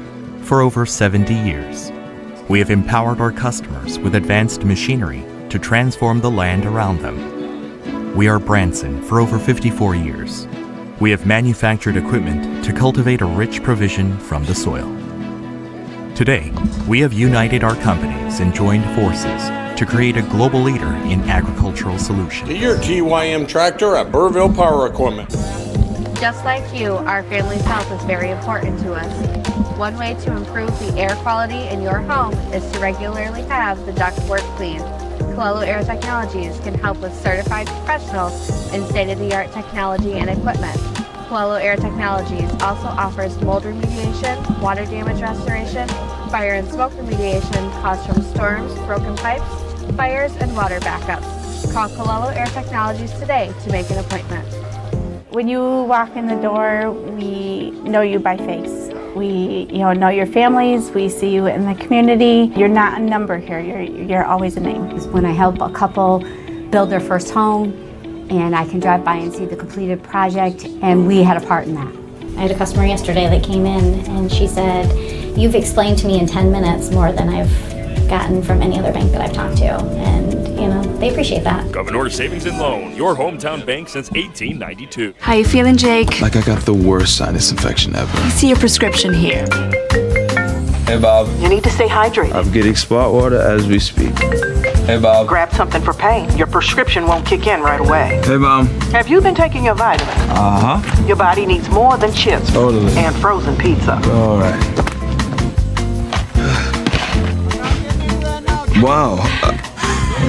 We got this. All I can tell you is it was bumbled on the tube, rolled in, they jumped. Our community is both the place we live and it's the people we share it with. Samaritan Health is a place where caregivers of all kinds make a real difference. And it's a community where they can build rewarding careers. Because at Samaritan, we care about our patients and we care about our people. If this sounds good to you, join us.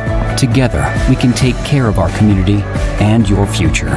Get started at www.samaritanhealth.com/careers. Should I be afraid? That's what Ann of Syracuse Harbor asked us. We told her yes, be very afraid.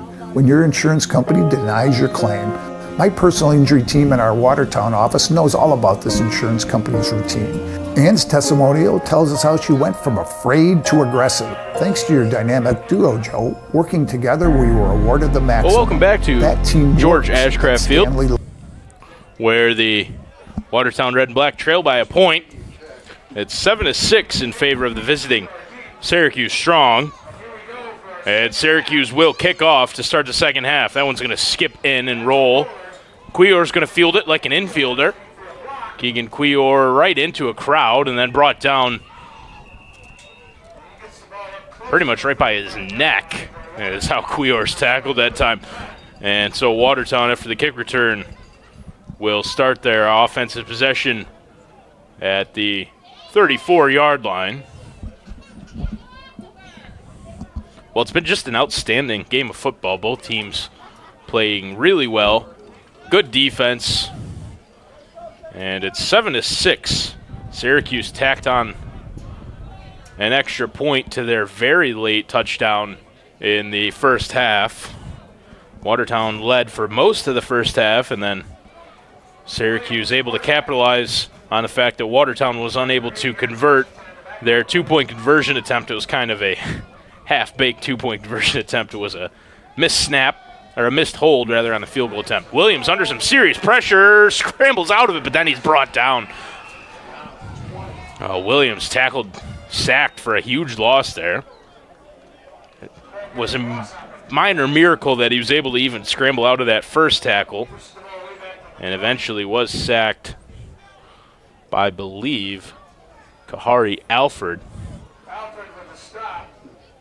It's really difficult for us to read those numbers. They look great on the Strong uniforms, but it's not an easy test to try to read those from up here. Most of the time the camera angle is a better bet, so I believe it was Alford who made the sack that time, and so it'll be second and about 21 yards for the red and black after the sack. Williams back to pass on second and long. Oh, looking over the middle, he's got Jeter, and Kalen almost did a Odell Beckham Jr. right there. Went up with one hand, and I thought for a second he might have been able to bring it down. It was actually a pretty hard collision between a couple of players from Syracuse. And the player I think that took the worse for wear that time was Stefan Suarez. Suarez kind of still bent over and making his way slowly back to the line. Watertown now on 3rd down and over 20 to gain. So not the ideal start to the second half for the red and black.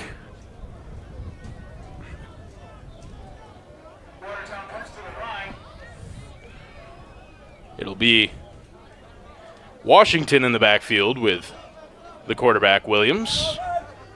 And 2 receivers either side. Williams, good block by Washington. Defer on this near side, complete. And brought down for, not even sure he got back to the original line of scrimmage. And so it's 4th down and about 14 to go. So gain of maybe 6 yards for Chris Furr on the reception of this near sideline. And Watertown will send out Eric Byler to punt this one away. So 3 and out for the red and black on the first possession of the second half. Whistle and flag in the backfield. And Watertown had too many men on the field. So that'll move Byler back even further for the punt attempt. That's something we saw Syracuse struggle with early in the first half. They had to burn a couple of timeouts in the first quarter because they had lined up with 12 men on the field instead of 11. Watertown did it there. Byler gets a good punt away. That one's going to bounce a couple of times.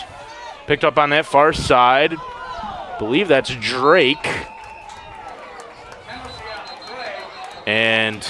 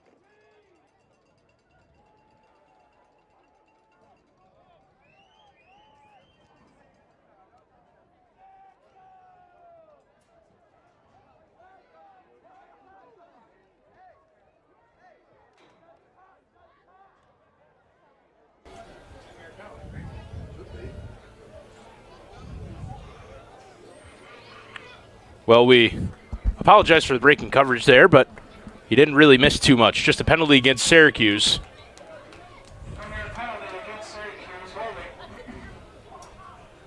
And it will move the ball down the field. And it'll be 1st down and 10 for the Strong. Again, we apologize for the brief lapse there. Hand it off to that far side to Allen. And Brown making the tackle.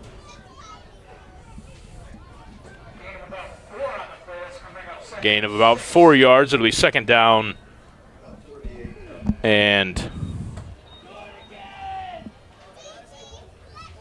6 to go for the Syracuse Strong. They lead by 1. There is 12 minutes and about 15 seconds left. This one again, running play, and out to that far side. And really solid gain that time on the handoff to, I believe it was Trevor Ash. Get another look at it here. And it looks like Ash on that far sideline just had plenty of space, got all the way down, and picked up some significant yardage. And so Watertown conceding some space here. Didn't get much going offensively their first possession of this second half, and now Syracuse threatening again. That one handed off to Allen.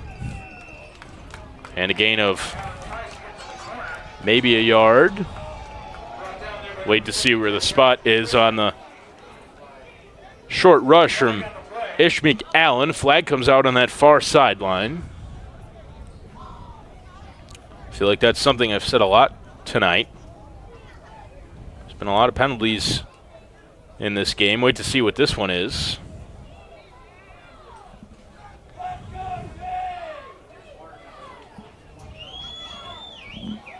And so the official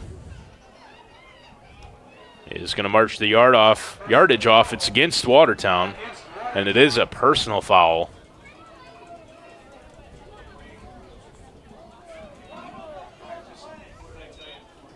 Again, another personal foul against Watertown where it didn't really look like much happened.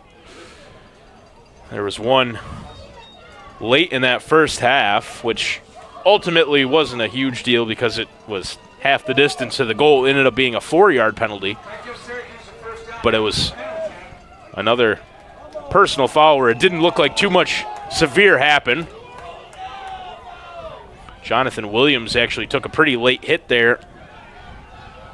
Deep in the Watertown half of the field. No flag that time, and the ball moves forward a couple of yards. It'll be second down.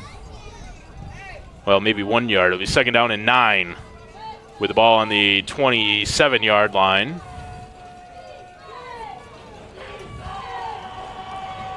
There's 10 minutes and 40 seconds left here in the third quarter.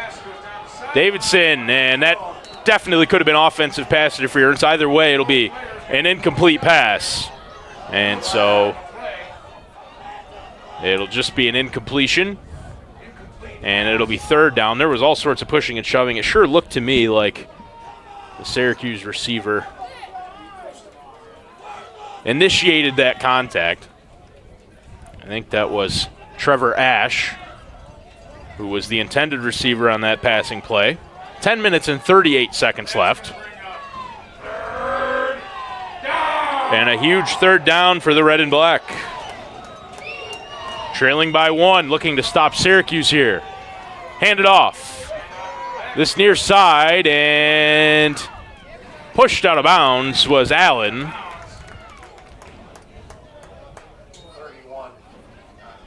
And the tackle made this time by Tyan Scannell. And Syracuse looks like they're going to be short of the first down. Timeout called on the field by the official. It's an official timeout.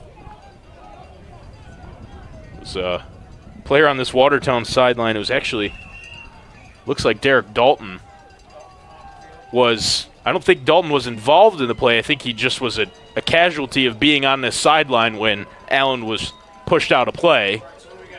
And so it's fourth down from the 24-yard line, and the offense on the field. Davidson scrambling out to the far sideline, and that one incomplete. The flag comes out, and there was all sorts of contact between both players. And the flag comes out. It's almost certainly going to be against Watertown, but it sure looked to me like the contact was really both ways. We'll wait to see the decision on who this is against. There's another conversation happening. The Watertown faithful, obviously not thrilled. They feel like they've been hard done by a couple times in this game. And it is going to be pass interference against Watertown. So the pass interference either right on the goal line or in the end zone. And that'll give Syracuse a first and goal situation from the 1 yard line after the pass interference. Again, a bit of a questionable decision, we'll say. And handed off, and I think stopped short that time on a handoff. Looked like 2. Looked like it was maybe Allen on the carry. And the tackle made by Connor Brown to stop Syracuse short, and maybe even for a loss. And so it'll be 2nd down and 2 from the 2. 9 minutes and 30 seconds on the clock. Watertown down by 1. Syracuse on the 2.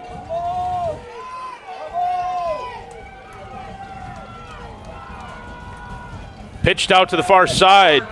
Gordon's going to find his way into the end zone for a touchdown, and Syracuse is going to tack onto their lead.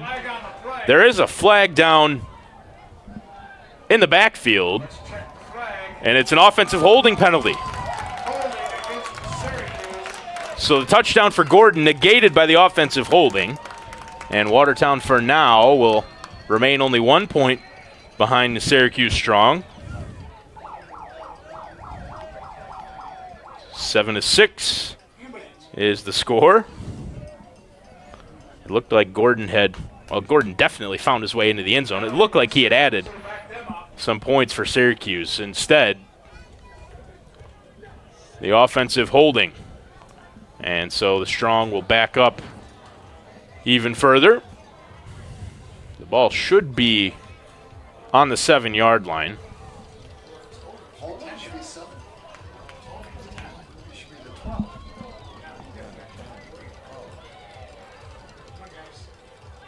And again, the marching of the ball off has been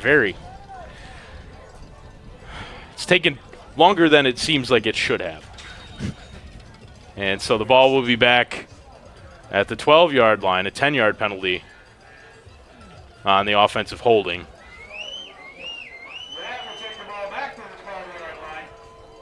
And so eventually we do get the ball marched back to the 12, and it'll be 2nd down from there.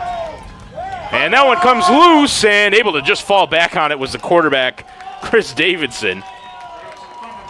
Well, immediately that one came loose, and everybody up here very quick to jump on the fumble.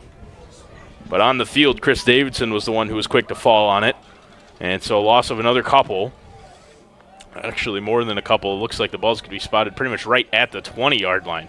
So Syracuse, who was on the 1, and then on the 2, and then on the 12, are now on the 20-yard line, and it's 3rd and that many to gain. Pitched into the backfield, flea flicker play, and that one's incomplete. Well, Syracuse trying a little trickery right there, and the ball was pitched to, I believe that was Ash, and Ash just passed down the field. Fell short, incomplete, so Watertown with an absolutely massive goal line stop there. After the pass interference call, which I'll let you make your own mind up about which way that one should have gone. It went against Watertown, and the Strong took the ball over on the 2-yard line, and Watertown held them there, forced them all the way back to the 20, and so it'll be a field goal attempt for Tom Stadnicki of the Syracuse Strong. Bit of a high snap. The hold's good, and the flag comes out. Stadnicki's kick looked like it was good. It is good, but the flag came out right at the line of scrimmage. Well, there's been all sorts of flags in this game. Stadnicki's kick was good. Well, the immediate signal from Syracuse, at least, is that it's against Watertown. And Dalton looks pretty bewildered. Derek Dalton, not thrilled about that decision, and it is against Watertown. Well, an offsetting penalties against both teams. but the penalty was declined, which has everyone else up here in the booth scratching their heads just as much as I am. Both teams committing illegal procedure. And then the penalty, at least one of the penalties was declined. Well, it'd take a smarter man than me to figure out exactly what was called on the field and what's going to happen. And the red and black getting the crowd fired up here. And it looks like we might, well, it looks like we're going to have another kick attempt from Stadnicki. So, offsetting illegal procedure penalties and Stadnicki kicking from the 29-yard line. That one is good if it's got the distance, and it is. Well, hard to tell from up here. It looked like that one wasn't quite going to have legs to get there, but it did, according to the officials down there on the end zone, in the end zone. And so Syracuse adds 3 on the field goal from Stadnicki after all sorts of confusion and commotion. And Syracuse leads 10-6. We'll step aside at 8 minutes and 19 seconds left here in the third quarter. Should I be afraid? That's what Ann of Scarborough asked us. We told her yes. Be very afraid. When your insurance company denies your claim, my personal injury team in our Watertown office knows all about this insurance company's routine. Ann's testimonial tells us how she went from afraid to aggressive. Thanks to your dynamic duo, Joe, working together, we were awarded the maximum. That team works at Stanley Law, Watertown.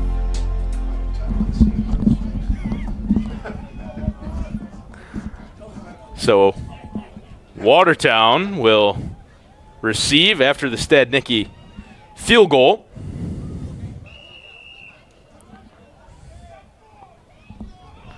And it looks like Jimmy Brady will kick this one off.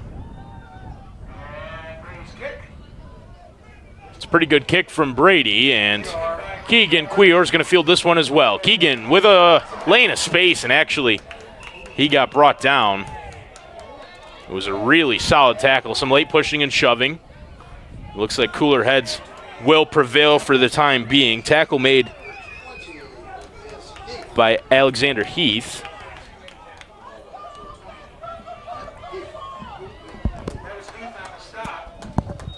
So Heath with a really good diving tackle to stop Keegan Cuillor, who had some space if he could have got past him.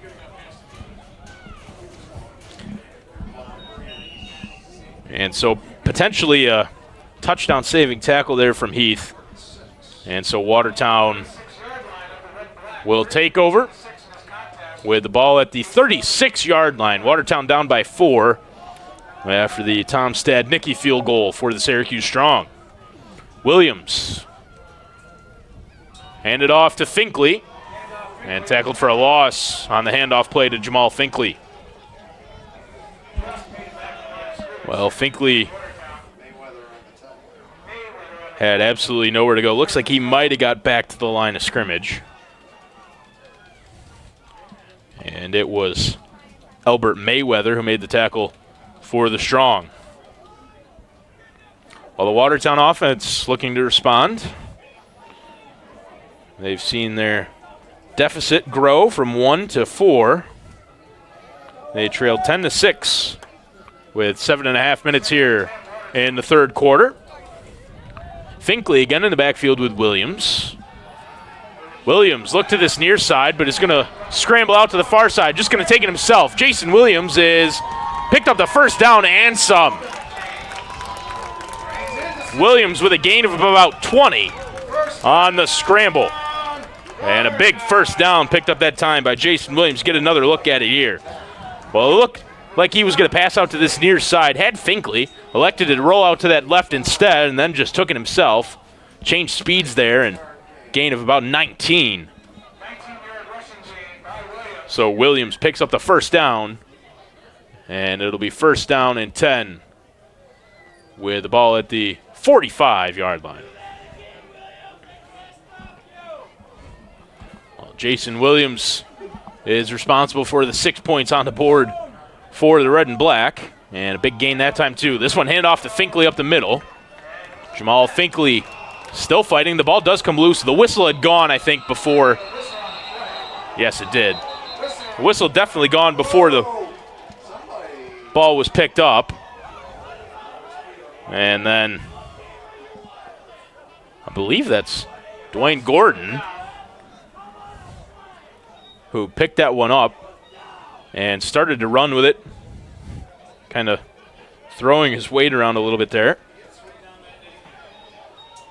But Finkley ultimately picked up 3 yards on the carry and was down, and the whistle had gone before the ball came loose. So Watertown will have the ball, 2nd down and 7 to go from the ball on the 42-yard line.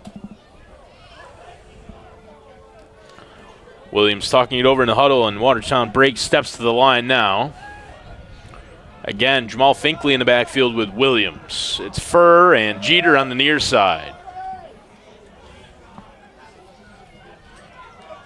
Williams back to pass. And stepping up and then brought down is Jason Williams. Well, Williams just thought he had more time than he did there. The offensive line not providing him with a ton of protection.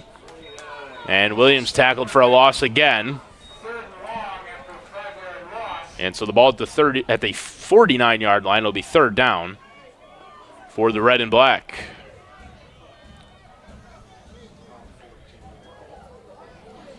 Four minutes and 50 seconds left here in the 3rd quarter. Watertown trailing by a score of 10-6.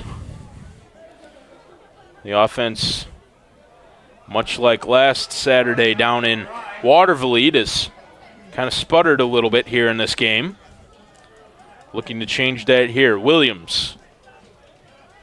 Back to pass.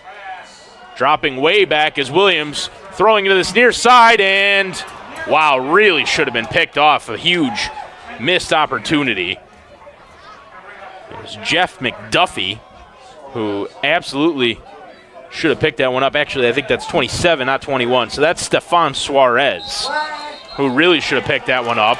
And a flag comes out on this near side. I believe it's going to be against Suarez.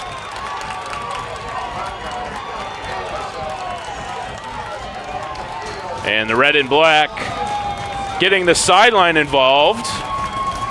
Well, I think it's going to be an unsportsmanlike conduct against Suarez based on the way he was jawing with the red and black sideline. Again, the officials, like they have on essentially every flag that's been thrown tonight, getting together and having a conversation. You would think that the official who threw the flag would be able to explain his thought process and decision-making with the other officials on the field, but sometimes that hasn't exactly been the way it's worked out. All of them involved now in a conversation here on this near side. Jerry Levine's going to take the opportunity to kind of talk things over with his team a little bit, with his offensive line and quarterback Williams.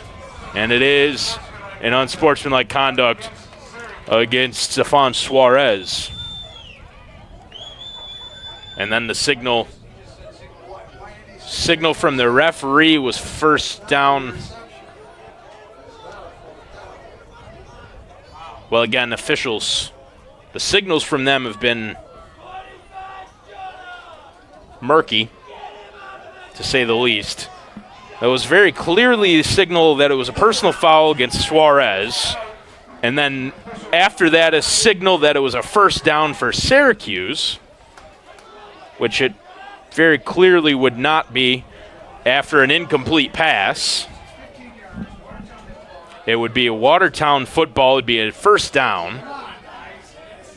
And the ball would move forward 15 yards. George Ashcraft involved in discussion on this near side. Jerry Levine there as well. And basically the entire Watertown offense. Kalen Jeter very vocal down there. And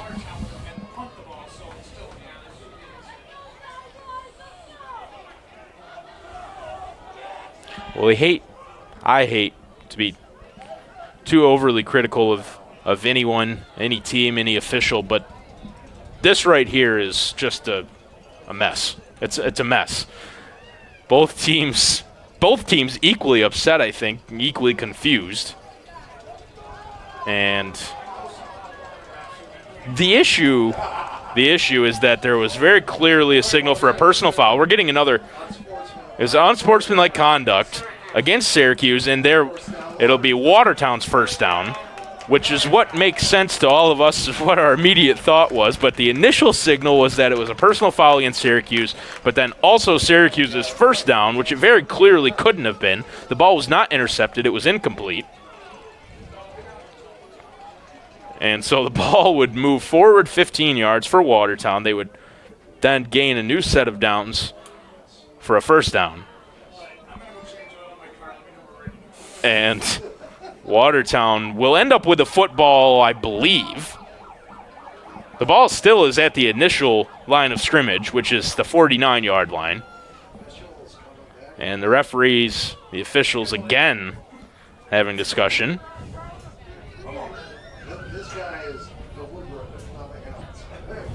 Well, again, just trying to provide you with as much information as we have. Watertown threw a pass down the field that was very clearly incomplete. Stephon Suarez should have intercepted it, but he didn't. So it was an incomplete pass. Then Suarez was called for unsportsmanlike conduct on this near sideline.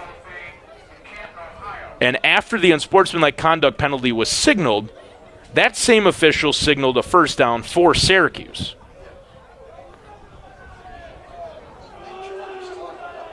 There's no chance that that is even possible. And so it must be Watertown's football, and it must be a first down. And we've been sitting here. The officials have been sitting on the field deliberating for going on 5 or 6 minutes at this point. And we're still, the ball is still at the 49-yard line. It looks like we may finally be marching it off, and we are. It should be 15-yard penalty, a 15-yard penalty against Syracuse. And so the ball should be at the 36-yard line. And it finally is spotted there. So after minutes of deliberation, the ball spotted at the 34-yard line. It'll be a Watertown first down after the personal foul and sportsmanlike conduct against Stephon Suarez. So first down and 10, Watertown. And Williams pitches out to Finkley. Jamal Finkley gets to the line of scrimmage, maybe picks up a yard before being tackled. And so we're playing football again. It feels nice.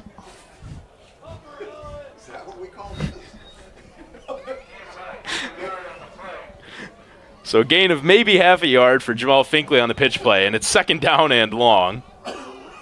Somewhere in between 9 and 10 with 3 minutes and 30 seconds left to go here in the third quarter of play.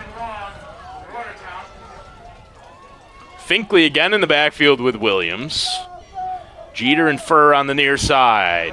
Williams back to pass. This near side has Jeter complete, and Kalen Jeter's going to pick up the first down on the reception.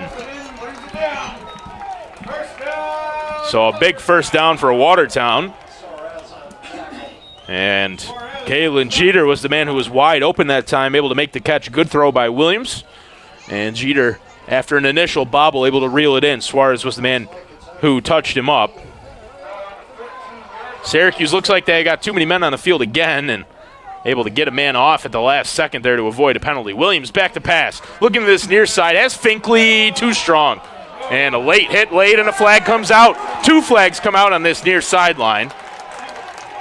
Well, it looked like a pretty late hit. Finkley was on this near side. The ball was incomplete, and then I believe we'll get another look at it here, see exactly who that was. That's a pretty late hit, and it kind of led with the helmet a little bit. It looked like it might have been Patrick Twom, number 25. Again, it's so difficult to see the numbers on these jerseys. Either way, it is a personal foul against Syracuse. You'd have to think a late hit there laid, as Finkley very clearly was not going to catch that ball. It had already fallen in incomplete. And so Patrick Twom is whistled for a late hit against Finkley. And so another personal foul against the Syracuse Strong. And so personal foul and first down for Watertown. And the ball looks like it's at the 7-yard line. So first and goal for the red and black. So a couple big personal fouls. This one handed off. Washington picks up a couple of yards and gets Watertown closer. So a couple of big personal fouls against Syracuse has given Watertown a really good chance here. It'll be second and goal after the Washington rush. There's 2 minutes and 10 seconds left on the clock here in the third quarter. Washington again, go nowhere to go. Wrapped up quickly. And so Washington's actually going to lose a couple of yards on the handoff up the middle that time. 2 minutes here in the third quarter left. Watertown trailing by 4. It'll be third down and goal. Washington just had nowhere to go that time. Was brought down by Quamvalik Pettiford.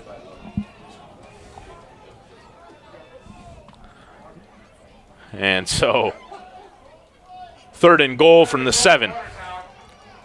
1 minute and 35 left on the clock. Williams has Washington right next to him in the backfield. He's got 2 receivers actually on that far side. Now 3. No. He's going to cut back to this near sideline. Jackson. Williams looking to pass into the end zone and wow, almost intercepted again. Really probably should have been an interception for Syracuse. Instead, it's an incomplete pass.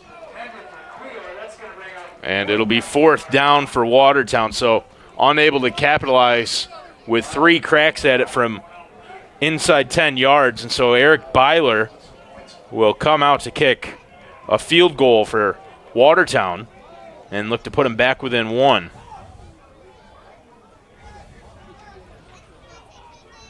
So a bit of a missed opportunity for the red and black there after a couple of Syracuse personal fouls gave them a really good chance to score. Still got the opportunity to put points on the board, but they would have loved a touchdown right there. Byler's field goal looks good, and it is. So Watertown back within a point. It's 10-9 after the Eric Byler field goal, and so Watertown trails by just 1 with 1 minute and 9 seconds left here in the third quarter. We'll step aside as Watertown trails by 1.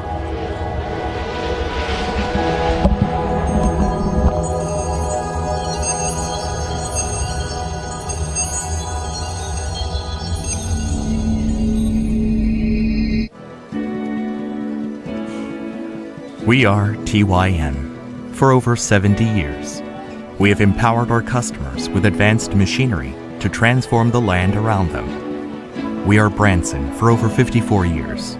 We have manufactured equipment to cultivate a rich provision from the soil. Today, we have united our companies and joined forces to create a global leader in agricultural solutions. Get your TYM tractor at Burville Power Equipment. Just like you, our family's health is very important to us. One way to improve the air quality in your home is to regularly have the ductwork cleaned. Colello Air Technologies can help with certified professionals in state-of-the-art technology and equipment.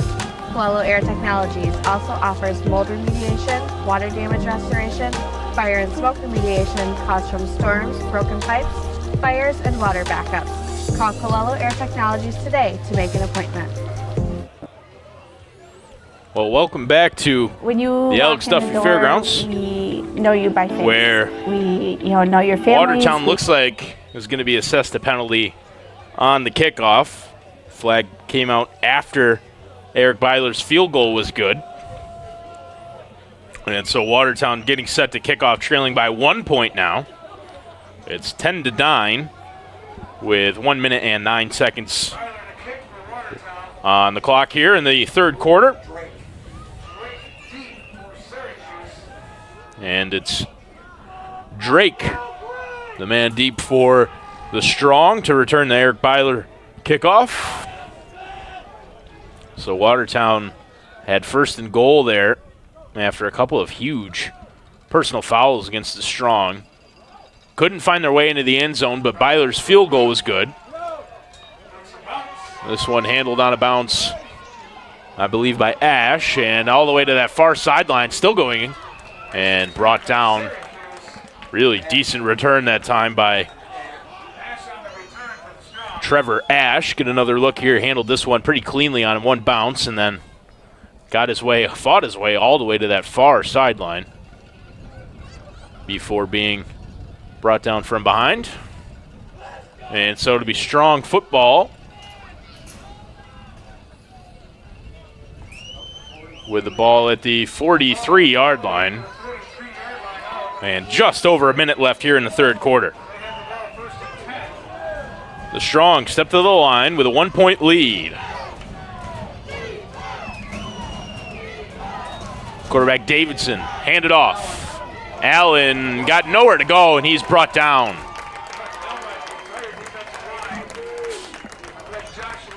Absolutely nowhere to go on the handoff that time to Allen.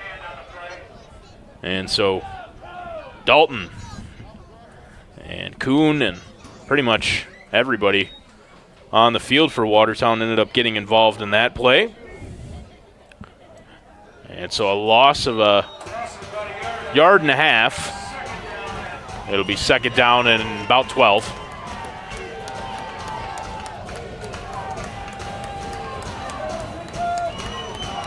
There's one receiver either side, two in the backfield with the quarterback Davidson, who's right under center. Davidson's going to keep it himself, passing down the field, and a fight for it. That one's caught. A complete pass that time. Just an absolute dart. And Josh Thomas is the one who reeled that one in. Get another look here. A really solid pass from Davidson. Just fired this one right into an area where his man was the only one who could really catch it. And even though there was some pretty good coverage by Dugan, Thomas was able to reel that one in. And so at the end of the third quarter, it's Syracuse threatening again, but Watertown adds 3 on the Byler field goal. They trail by just 1. It's 10-9 here in Watertown as the Red and Black take on the Syracuse Strong. We'll take a break here in between the third and fourth quarters. When you walk in the door, we know you by face. We, know your families. We see you in the community. You're not a number here. You're always a name. When I help a couple build their first home, and I can drive by and see the completed project, and we had a part in that. I had a customer yesterday that came in and she said, "You've explained to me in 10 minutes more than I've gotten from any other bank that I've talked to." And, they appreciate that. Governor Savings and Loan, your hometown bank since 1892. How you feeling, Jake? Like I got the worst sinus infection ever. I see your prescription here. Hey, Bob. You need to stay hydrated. I'm getting spot water as we speak. Hey, Bob. Grab something for pain. Your prescription won't kick in right away. Hey, Mom. Have you been taking your vitamins? Uh-huh. Your body needs more than chips. Totally. And frozen pizza. All right. Wow. We got this. So back in Watertown for the fourth quarter of play, the Gridiron Developmental Football League, as the Watertown Red and Black in their first season in the league take on last year's champion Syracuse Strong. Allen on the pitch play, and he's brought down. So Watertown taking a good fight to this defending champion Strong team.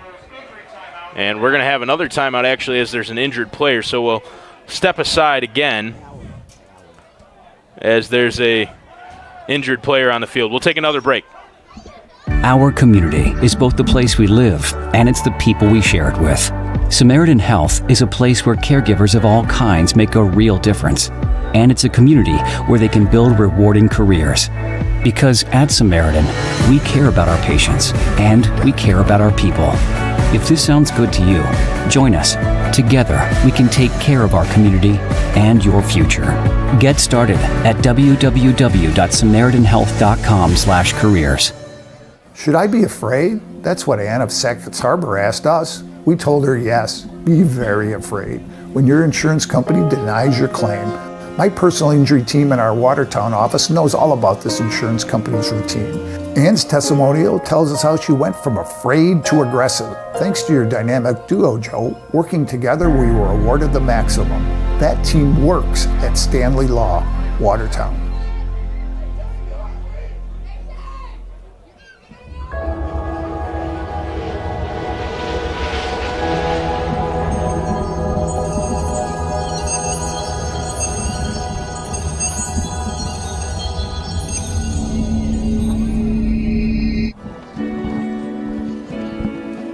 We are TYM. For over 70 years, we have empowered our customers with advanced machinery to transform the land around them. We are Branson. For over 54 years, we have manufactured equipment to cultivate a rich provision from the soil. Today, we have united our companies and joined forces to create a global leader in agricultural solutions. Get your TYM tractor at Burville Power Equipment. Just like you, our family's health is very important to us. One way to improve the air quality in your home is to regularly have the ductwork cleaned. Colello Air Technologies can help with certified professionals in state-of-the-art technology and equipment. Colello Air Technologies also offers mold remediation, water damage restoration, fire and smoke remediation caused from storms, broken pipes, fires, and water backups. Call Colello Air Technologies today to make an appointment. When you walk in the door, we know you by face. We, know your families. We see you in the community. You're not a number here. You're always a name. When I help a couple build their first home, and I can drive by and see the completed project, and we had a part in that. I had a customer yesterday that came in and she said, "You've explained to me in 10 minutes more than I've gotten from any other bank that I've talked to." And, they appreciate that. Governor Savings and Loan, your hometown bank since 1892. Well, welcome back to Watertown, where pretty lengthy break there as Syracuse running back Ishmael Allen took a couple of blows to the head, actually, and was down for quite a while. Got up and onto his own feet and off the field, which is always what you like to see after a play like that. Watertown with a good defensive play on the handoff and stop for a loss. Walberto Santiago as well as Justin Kuhn involved, and a loss on the play brings up third down and about 7 to go. On the far side, and looks like it might be enough for a first down.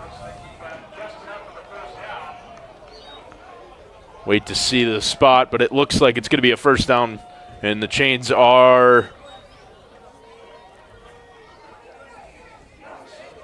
just short. No, they are moving on that far side, so it will be a first down. Enough yardage to move the chains, and it'll be Syracuse first down with the ball on the 16-yard line. So the quarterback, Davidson, has two men in the backfield. Looks like Gordon's one of them, and it's actually going to be handed off to the other man, but there's a whistle before that play. It was handed off to Woodrum up the middle, but instead we had a flag come out before that play had a chance to get underway, and it's a legal procedure against the Syracuse Strong.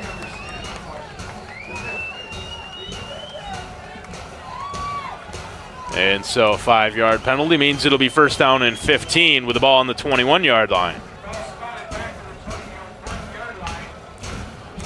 So Watertown looking for another stop here. It's a big situation for them as we're into the fourth quarter, and Watertown trails by 1. Another score for Syracuse here would be monumental for them. The crowd really getting into it now here in the fourth quarter, and Movement on the line. Flags come out on either side of the field. And it looked like Watertown jumped early. We'll wait to see again. Chances are we'll have another discussion. So we'll wait to see who it was. It looks like it's going to be against Watertown, and it is. So Watertown gives the 5 yards right back. It'll be 1st and 10 again, with the ball on the 16-yard line. Under center is Davidson. Going to keep it himself, scrambling out, good pressure. Davidson gets the pass off, it's complete.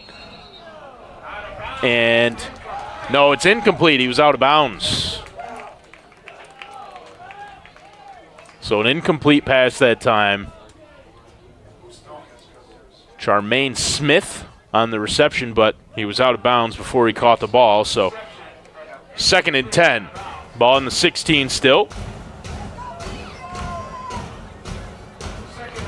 Crowd again getting involved for the red and black. They know how important this possession is. Red and black would love a defensive stop here. And the Strong would absolutely love to get back on the board. Pitched out to the far side. Flag comes out yet again and brought down just over the line of scrimmage. Looked like the pitch that time to Julian Butler. But the ball, well, the flag thrown right as the ball was snapped right at the line of scrimmage. So, again, wait for the signal. And it is against Watertown again. So, the red and black jumped off sides. And Syracuse inches closer to the end zone. 12 minutes and 48 seconds on the clock here in the 4th quarter of Gridiron Developmental Football League action. Brought to you by NBC Watertown and Steve Weed Productions. It's been a really close game. The red and black playing some excellent defense. The Strong have matched them and done just slightly better. 10-9 is the score. Early here in the 4th quarter. So 2nd and 5 after the offside. Another pitch play, this one to the near sideline, and able to skip past the initial tackle, but then wrapped up and looked like forced out of bounds. I believe that was Trevor Ash.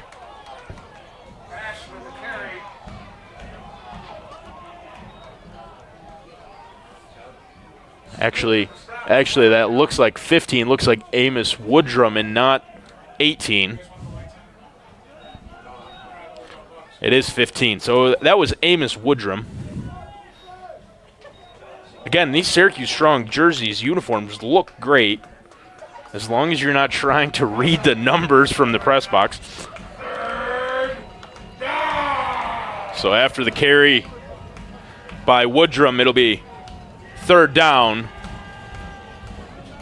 and about 8.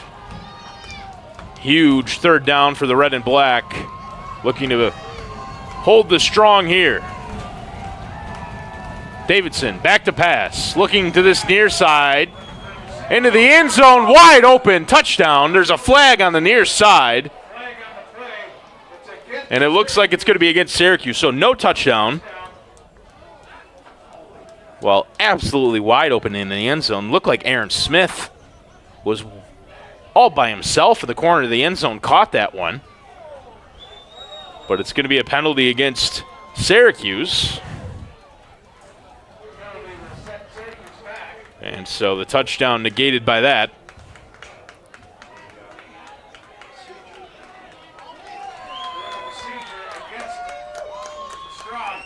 So it's an illegal procedure penalty against Syracuse. And it'll be 3rd down from the 20-yard line. And again, the crowd getting involved, getting rowdy for the red and black. Back to pass, Davidson, good pressure, Sneaks out of it. Davidson still going and got some space. Davidson nowhere to go now and brought down. Big tackle just inside the 10-yard line. Looked like Eric Mason on the tackle. That was Eric Mason with the pressure. Came back to make the tackle. So Mason able to get to the quarterback, Davidson, and it'll be 4th down. Strong unable to get to that first down marker. It's 4th down and about 2. 11 minutes now left in the 4th quarter. Syracuse leading by 1. And the offense on the field on a 4th down situation here. And Watertown's going to call a timeout. So with just under 11 minutes to go here in the 4th quarter, Watertown trailing by 1, looking for a big stop here on 4th down. We'll step aside.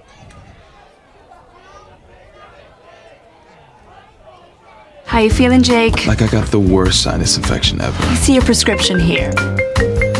Hey, Bob. You need to stay hydrated. I'm getting spot water as we speak. Hey, Bob. Grab something for pain. Your prescription won't kick in right away. Hey, Mom. Have you been taking your vitamins? Uh-huh. Your body needs more than chips. Totally. And frozen pizza. All right.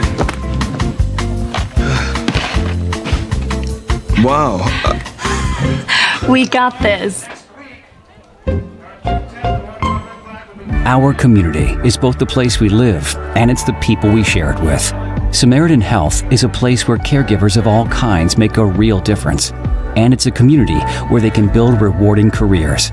Because at Samaritan, we care about our patients and we care about our people.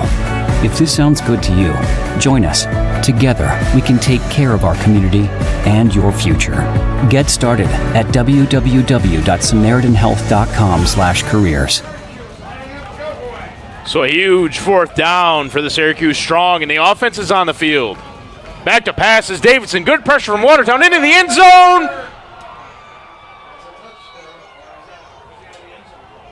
And the signal at the end of the end zone is touchdown. Touchdown, Syracuse. And it looked like maybe he would have been out of the back of the end zone. The official outside of the back of the end zone, right in front of the play, called him in, called it a completion and a touchdown for the Strong. Hard to tell from our vantage point. But as it stands, it's a touchdown for the Strong, and what a big one that is. It's 16-9 now.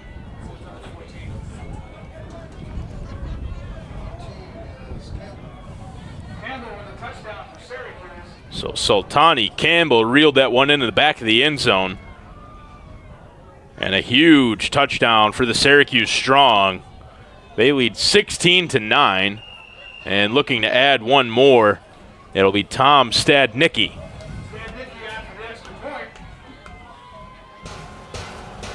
Stadnicki been money so far tonight. That kick looks like it might be right.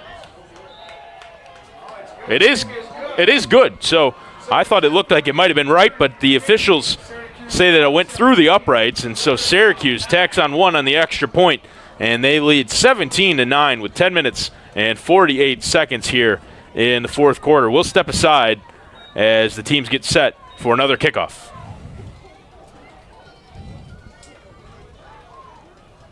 Should I be afraid? That's what Ann of Syracuse Harbor asked us. We told her yes, be very afraid. When your insurance company denies your claim, my personal injury team in our Watertown office knows all about this insurance company's routine. Ann's testimonial tells us how she went from afraid to aggressive. Thanks to your dynamic duo, Joe, working together we were awarded the maximum. That team works at Stanley Law, Watertown. Should I be afraid? That's what Ann of Syracuse Harbor asked us. We told her yes. So set now for the kickoff after the Strong touchdown. They lead now by a score of 17-9. The touchdown and the extra point, both good. And so Watertown looking to answer back now. They kind of have to. Keegan Quior on the kick return. Gets to this near sideline, trying to find some space. And Syracuse pleading for a flag. I think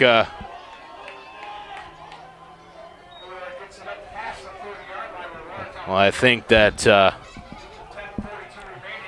DeQuell Simmons went down rather easily there, trying to force the official's hand, I think. And the line judge not yielding. No flag, and so it'll be Watertown football at the 32-yard line. They trail 17-9 now. They've got just under 11 minutes left to answer back. Williams has 3 receivers on the far side. Keegan Cuellar is the only one here. This one pitched and absolutely nowhere to go that time. Rarde Burrell. Another flag comes out.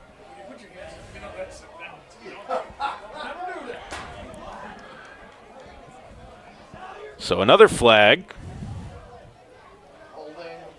It's offensive holding, but that one's declined. So second down, and Syracuse figuring that a loss of about 5 yards and the loss of down is better than just a loss of 10 total. So second down and about 15 for Watertown after the holding penalty declined. Williams back to pass.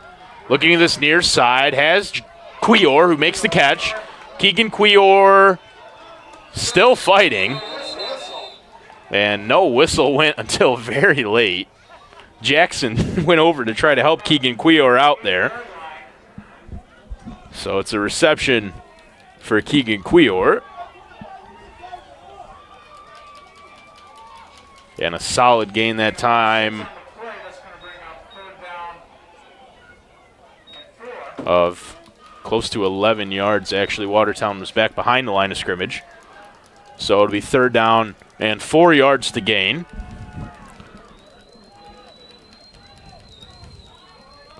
Watertown steps to the line. 2 receivers either side. And it looks like Rarde Burrell in the backfield as the running back. Williams, low snap and able to pick it up. Williams scrambles out of it somehow, way down the field, and incomplete. In and out of the hands on that far sideline of Chris Furr. Well, it looked like it was a sure thing that Williams was going to get brought down for a loss. He somehow snuck out of that and throw it way down the field into the hands of Chris Furr, who just couldn't come up with it. And so it's fourth down and 4 to go for the red and black following the incompletion intended for Chris Furr. So Byler out once again to punt away with 9 minutes and 14 seconds here. Watertown trailing 17-9.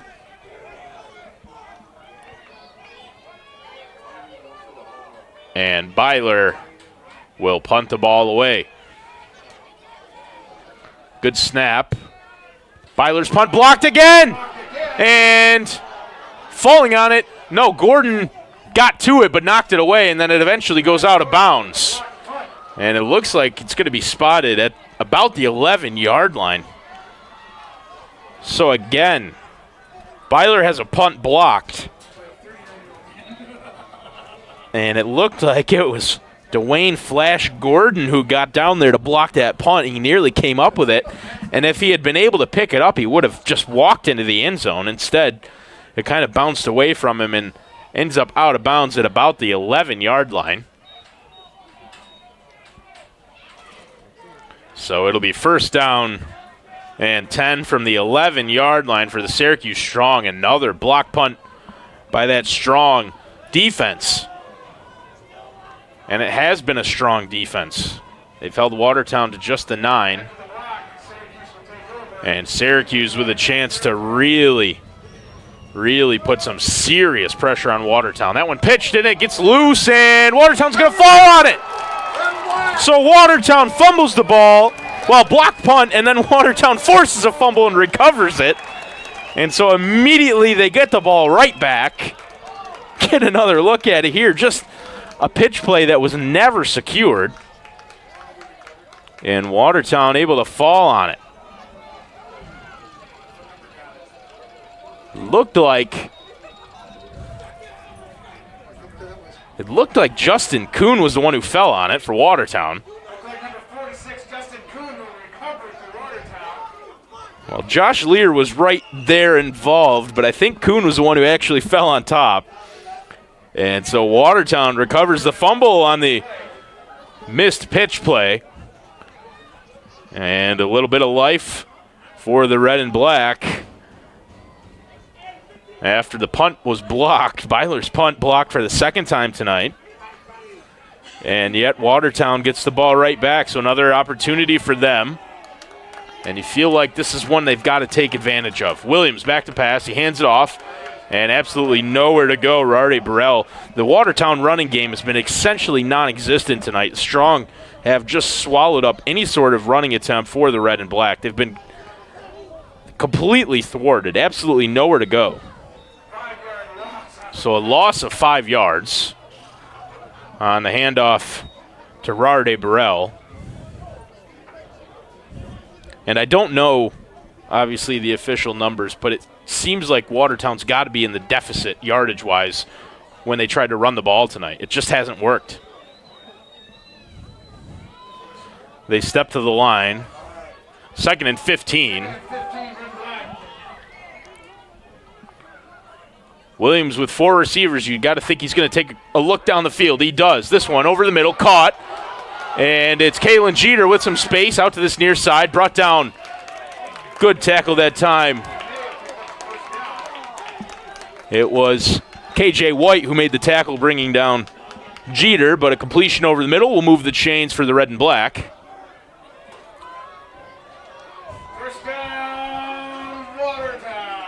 So a big first down on the completion over the middle. Jason Williams to Kalen Jeter, who does some quarterbacking of his own on occasion. And Williams will look to maybe replicate that success. Back to pass again. Good pressure, but Williams steps out of it. Looking down the field, and incomplete. Had Jeter again in some space over the middle of the field. And that one just unable to be reeled in.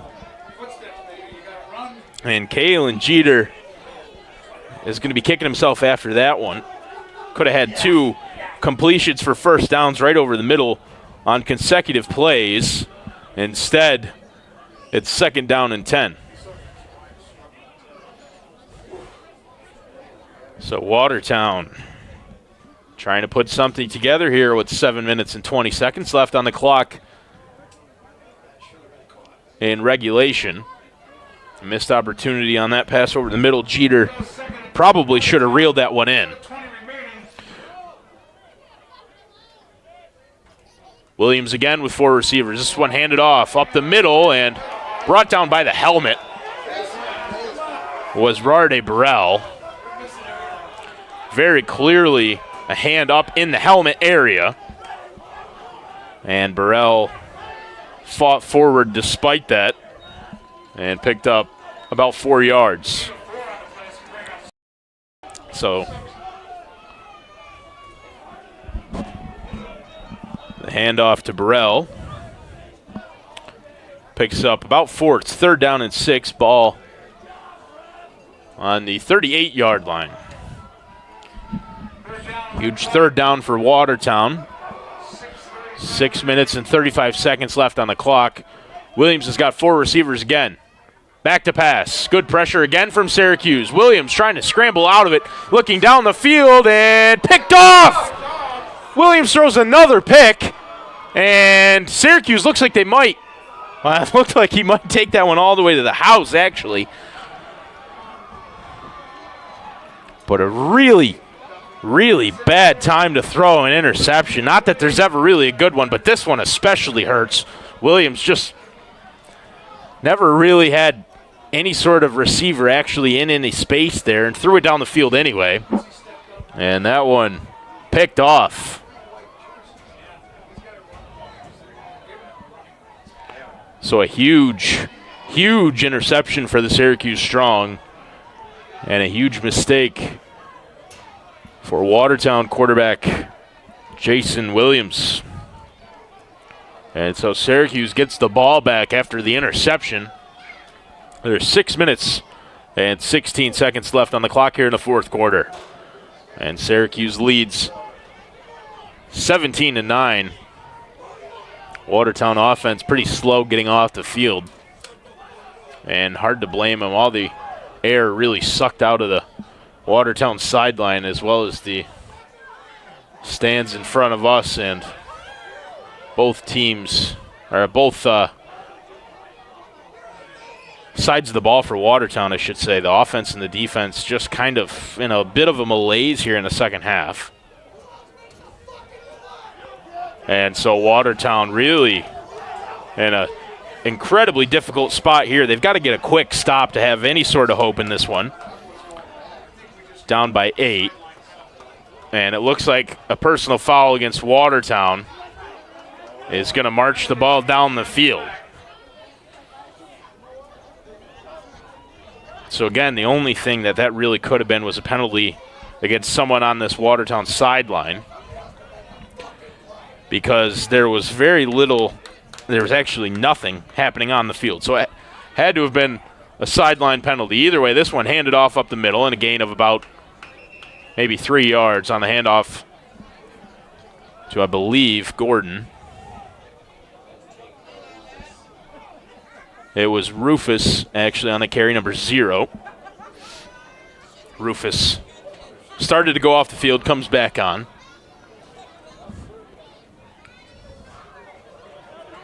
It was a gain of about 4 that time. On the handoff up the middle to Rufus. And Syracuse content to let the clock run a little bit here.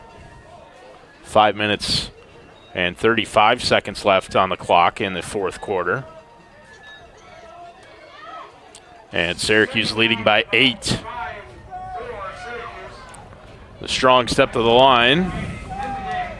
One receiver either side. This one handed off again. Rufus able to sneak past, and the flag comes out late. Rufus getting to this near sideline. He's going to get into the end zone. And so we'll wait to see what the flag is, but Rufus found his way all the way to the end zone after snaking around left and right. Got all the way to this near sideline. Snuck into the end zone. Looks like this might come back on what's potentially an offensive holding penalty.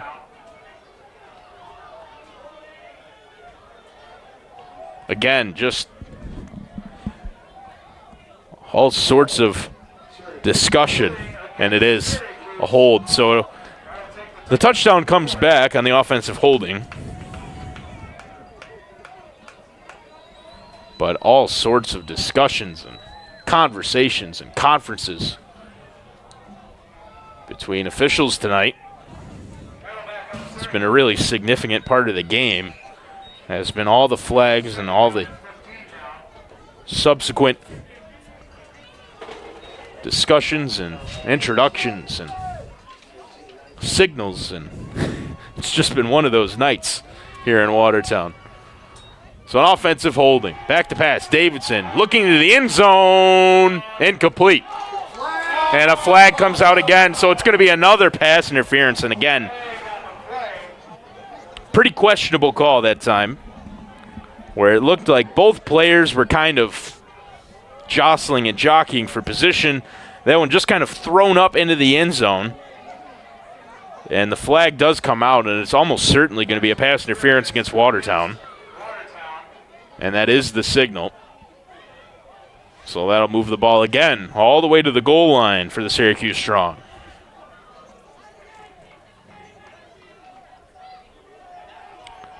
So twice now we've seen Watertown called for pass interference in the end zone on plays where both players are really kind of involved in the conflict, the grappling back and forth.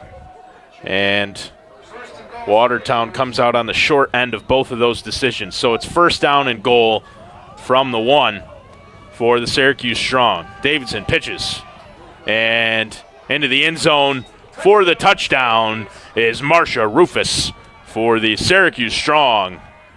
Get another look here. And Rufus, just a really clean lane all the way to the end zone on the pitch. And we saw Syracuse fumble one of those here in this fourth quarter. They didn't fumble that one. And Rufus sure-handed as he found his way to the end zone for another touchdown. Syracuse leads 23-9. And now it'll be Tom Stadnicki on to kick another extra point. Stadnicki's been perfect so far tonight for the Strong. His most recent extra point attempt looked like it was headed a little bit wide right, but found its way through the uprights anyway. And we'll see what he can do this time. Good snap, and Stadnicki's kick again looked like it was to the right, but again is signaled good by the officials standing in the end zone. So Stadnicki's extra point good again, and Syracuse leads 24-9 with exactly 5 minutes on the clock here in the fourth quarter. We'll step aside as we get ready for another kickoff.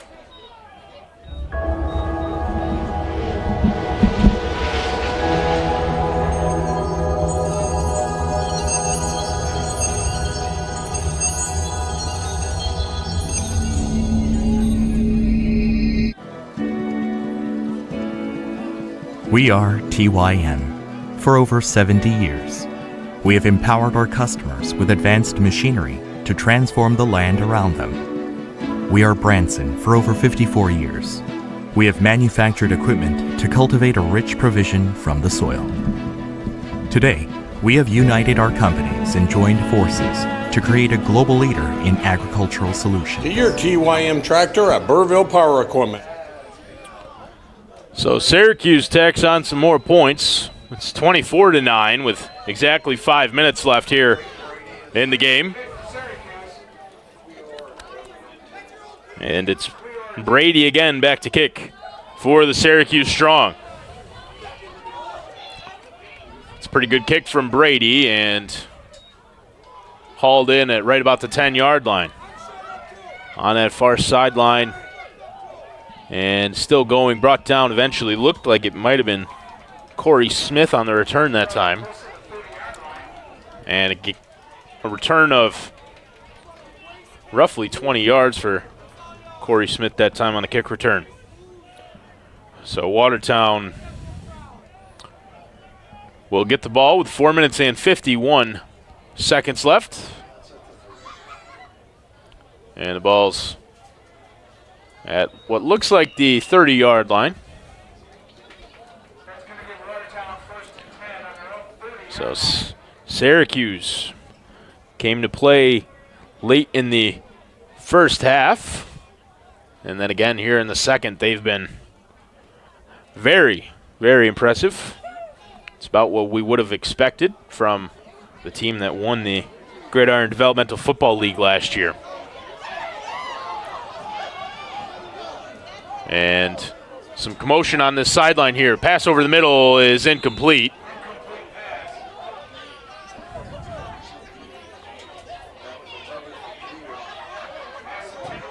Pass intended for Jeter over the middle. We've got some Watertown red and black players in the stands, which is never what you want to see.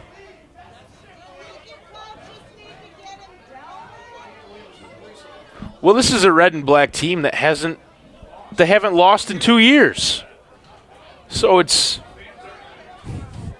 maybe not acceptable, but a little bit understandable why these players would have a difficult time with what's gone on tonight. They've been outplayed. Syracuse has been a better team. It's that simple. Williams handed off up the middle. Finkley and tackled there. Finkley. I think Jamal's come up a little bit limp after that play. And Jamal's going to come off to this near sideline. Now what you want to see for a Watertown team that hasn't had really any success in the running game tonight, Finkley has been the one that's actually kind of picked up a couple of yards here and there.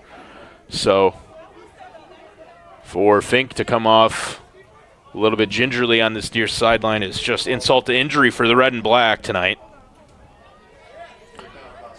It's third down and about 6 to gain. as we approach the 4-minute mark here in the fourth quarter. Williams. Flag comes out. Williams passes to Jackson and incomplete. That went right through the hands of DeQuace Jackson. And flag did come out right at the line of scrimmage. I think it was maybe an illegal block. It was Watertown player Matt Doldo was who was down, actually. But the penalty, the flag is against Watertown. So Watertown, the wheels falling off a little bit for the red and black here tonight. Which, again, is not necessarily something that should have been expected. This is a Syracuse strong team that won this league last year. And just judging on their scores last season, seemed pretty comfortable in doing so. And so for Watertown to hang with this Syracuse team for as long as they have, as long as they did, is an accomplishment nonetheless. It's the second game of the season for Watertown. The third if you count that preseason non-league game against Genesee, but it's the second game of the league season for the Watertown Red and Black. They've got a lot of games left in this league. And so they certainly are not the team that they'll be at the end of the season. They'll grow and hopefully mature as a team. Williams back to pass yet again. Way down the field and out of play on the far sideline, incomplete. So turnover on downs for the red and black. And Syracuse will get the ball with 3 minutes and 22 seconds. They'll look to ice the game. It's pretty well in hand at this point. We'll step aside again as the ball will switch sides. Just like you, our family's health is very important to us. One way to improve the air quality in your home is to regularly have the ductwork cleaned. Colello Air Technologies can help with certified professionals in state-of-the-art technology and equipment. Colello Air Technologies also offers mold remediation, water damage restoration, fire and smoke remediation caused from storms, broken pipes, fires, and water backups. Call Colello Air Technologies today to make an appointment. So back in Watertown, Syracuse will take over after the Watertown turnover on downs. And it'll be 1st and 10 with the ball on the 35-yard line. Syracuse, as we mentioned, simply been a better team, especially here in the second half of football. This one handed off up the middle and sneaking out to the near side. Actually a solid gain that time. Looked like, actually looks like 15, Amos Woodrum on the carry. So a gain of about 8 for Woodrum. And it'll be 2nd down and 2. Ball on the 27-yard line. This one handed off up the middle again. And again, that's number 15, Amos Woodrum. So Woodrum maybe picked up a yard on the carry that time. And it'll be 3rd down and about 1 to go for the Syracuse Strong as the clock ticks down to about 2 minutes and 20 seconds here in the game. Well, it'll be interesting to see how Watertown bounces back from this one. They've, like we've said, haven't lost a game in 2 years. And the thought was when they joined the Gridiron Developmental Football League that there would be stiffer competition. Syracuse has been as advertised. This one up the middle looks like Syracuse is going to pick up the 1st down, and they will. So clock will stop here after the 1st down for the 2-minute warning, and we will step aside again here at the 2-minute warning and be back after that. When you walk in the door, we know you by face. We, know your families. We see you in the community. You're not a number here. You're always a name. When I help a couple build their first home, and I can drive by and see the completed project, and we had a part in that.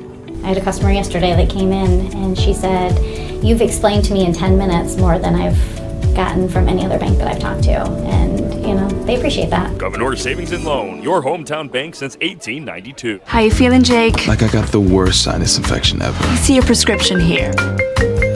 Hey, Bob. You need to stay hydrated. I'm getting spot water as we speak. Hey, Bob. Grab something for pain. Your prescription won't kick in right away. Hey, Mom. Have you been taking your vitamins? Uh-huh. Your body needs more than chips Totally. and frozen pizza. All right. Wow. We got this.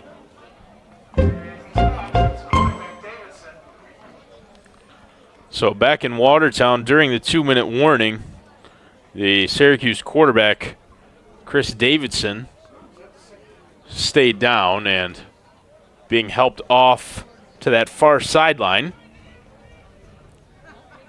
So Davidson, who's played all game for the Strong, looks like he won't continue for the last couple minutes of play.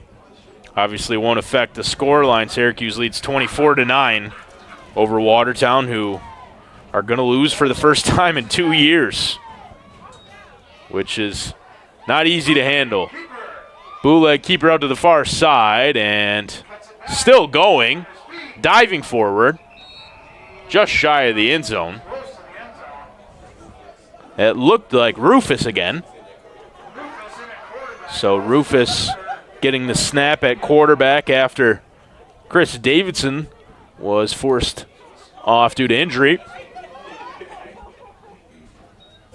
And Rufus did enough to pick up the first down. And the ball will be at the 4-yard line, looks like, with 1 minute and 10 seconds left in the game. Syracuse just icing this one. Rufus going to keep it himself again and still spinning around, brought down on that far sideline. Loss on the play, but he stayed in bounds. And so the clock will run. Under 1 minute now in the game.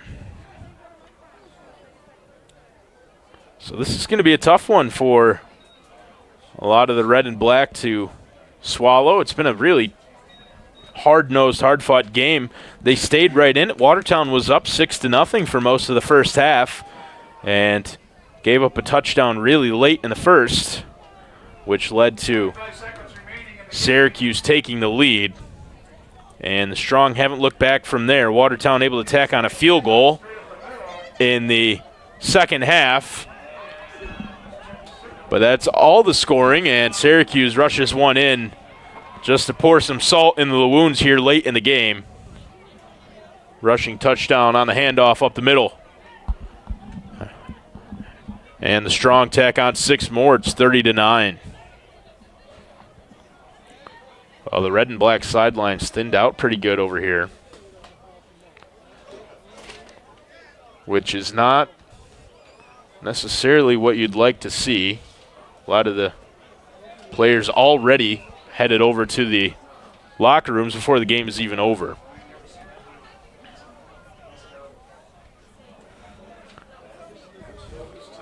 So on to kick again.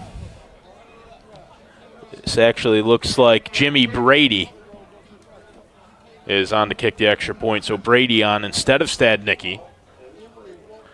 And Brady's kick, that one again from here looked like it was going to be wide right, but again flies through the uprights. And so Syracuse adds one more with 14 seconds left. They lead 31-9, and we'll take what will almost certainly be our last break of the night. Our community is both the place we live and it's the people we share it with. Samaritan Health is a place where caregivers of all kinds make a real difference. And it's a community where they can build rewarding careers. Because at Samaritan, we care about our patients and we care about our people. If this sounds good to you, join us. Together, we can take care of our community and your future. Get started at www.samaritanhealth.com/careers. So welcome back to Watertown. We've got 14 seconds left on the clock, and Syracuse set to kick off after they tacked on 7 more with a rushing touchdown up the middle to completely and totally ice this one. They lead 31-9. And Watertown with their first loss in over 2 years. They went undefeated consecutive seasons. And they haven't exactly handled this one with grace either. Which, again, maybe not to be commended, but to be expected probably. Teams get used to winning. They're certainly not used to losing. Not this team, not most of these guys. So Watertown will have to bounce back in their next game. Good kickoff that time from Brady. And it's Corey Smith again sneaking up the middle. And 7 seconds left as Watertown will send the offense out there for the final time tonight. It's Williams, who will almost certainly just let the clock run out, put a knee down, and call this one good.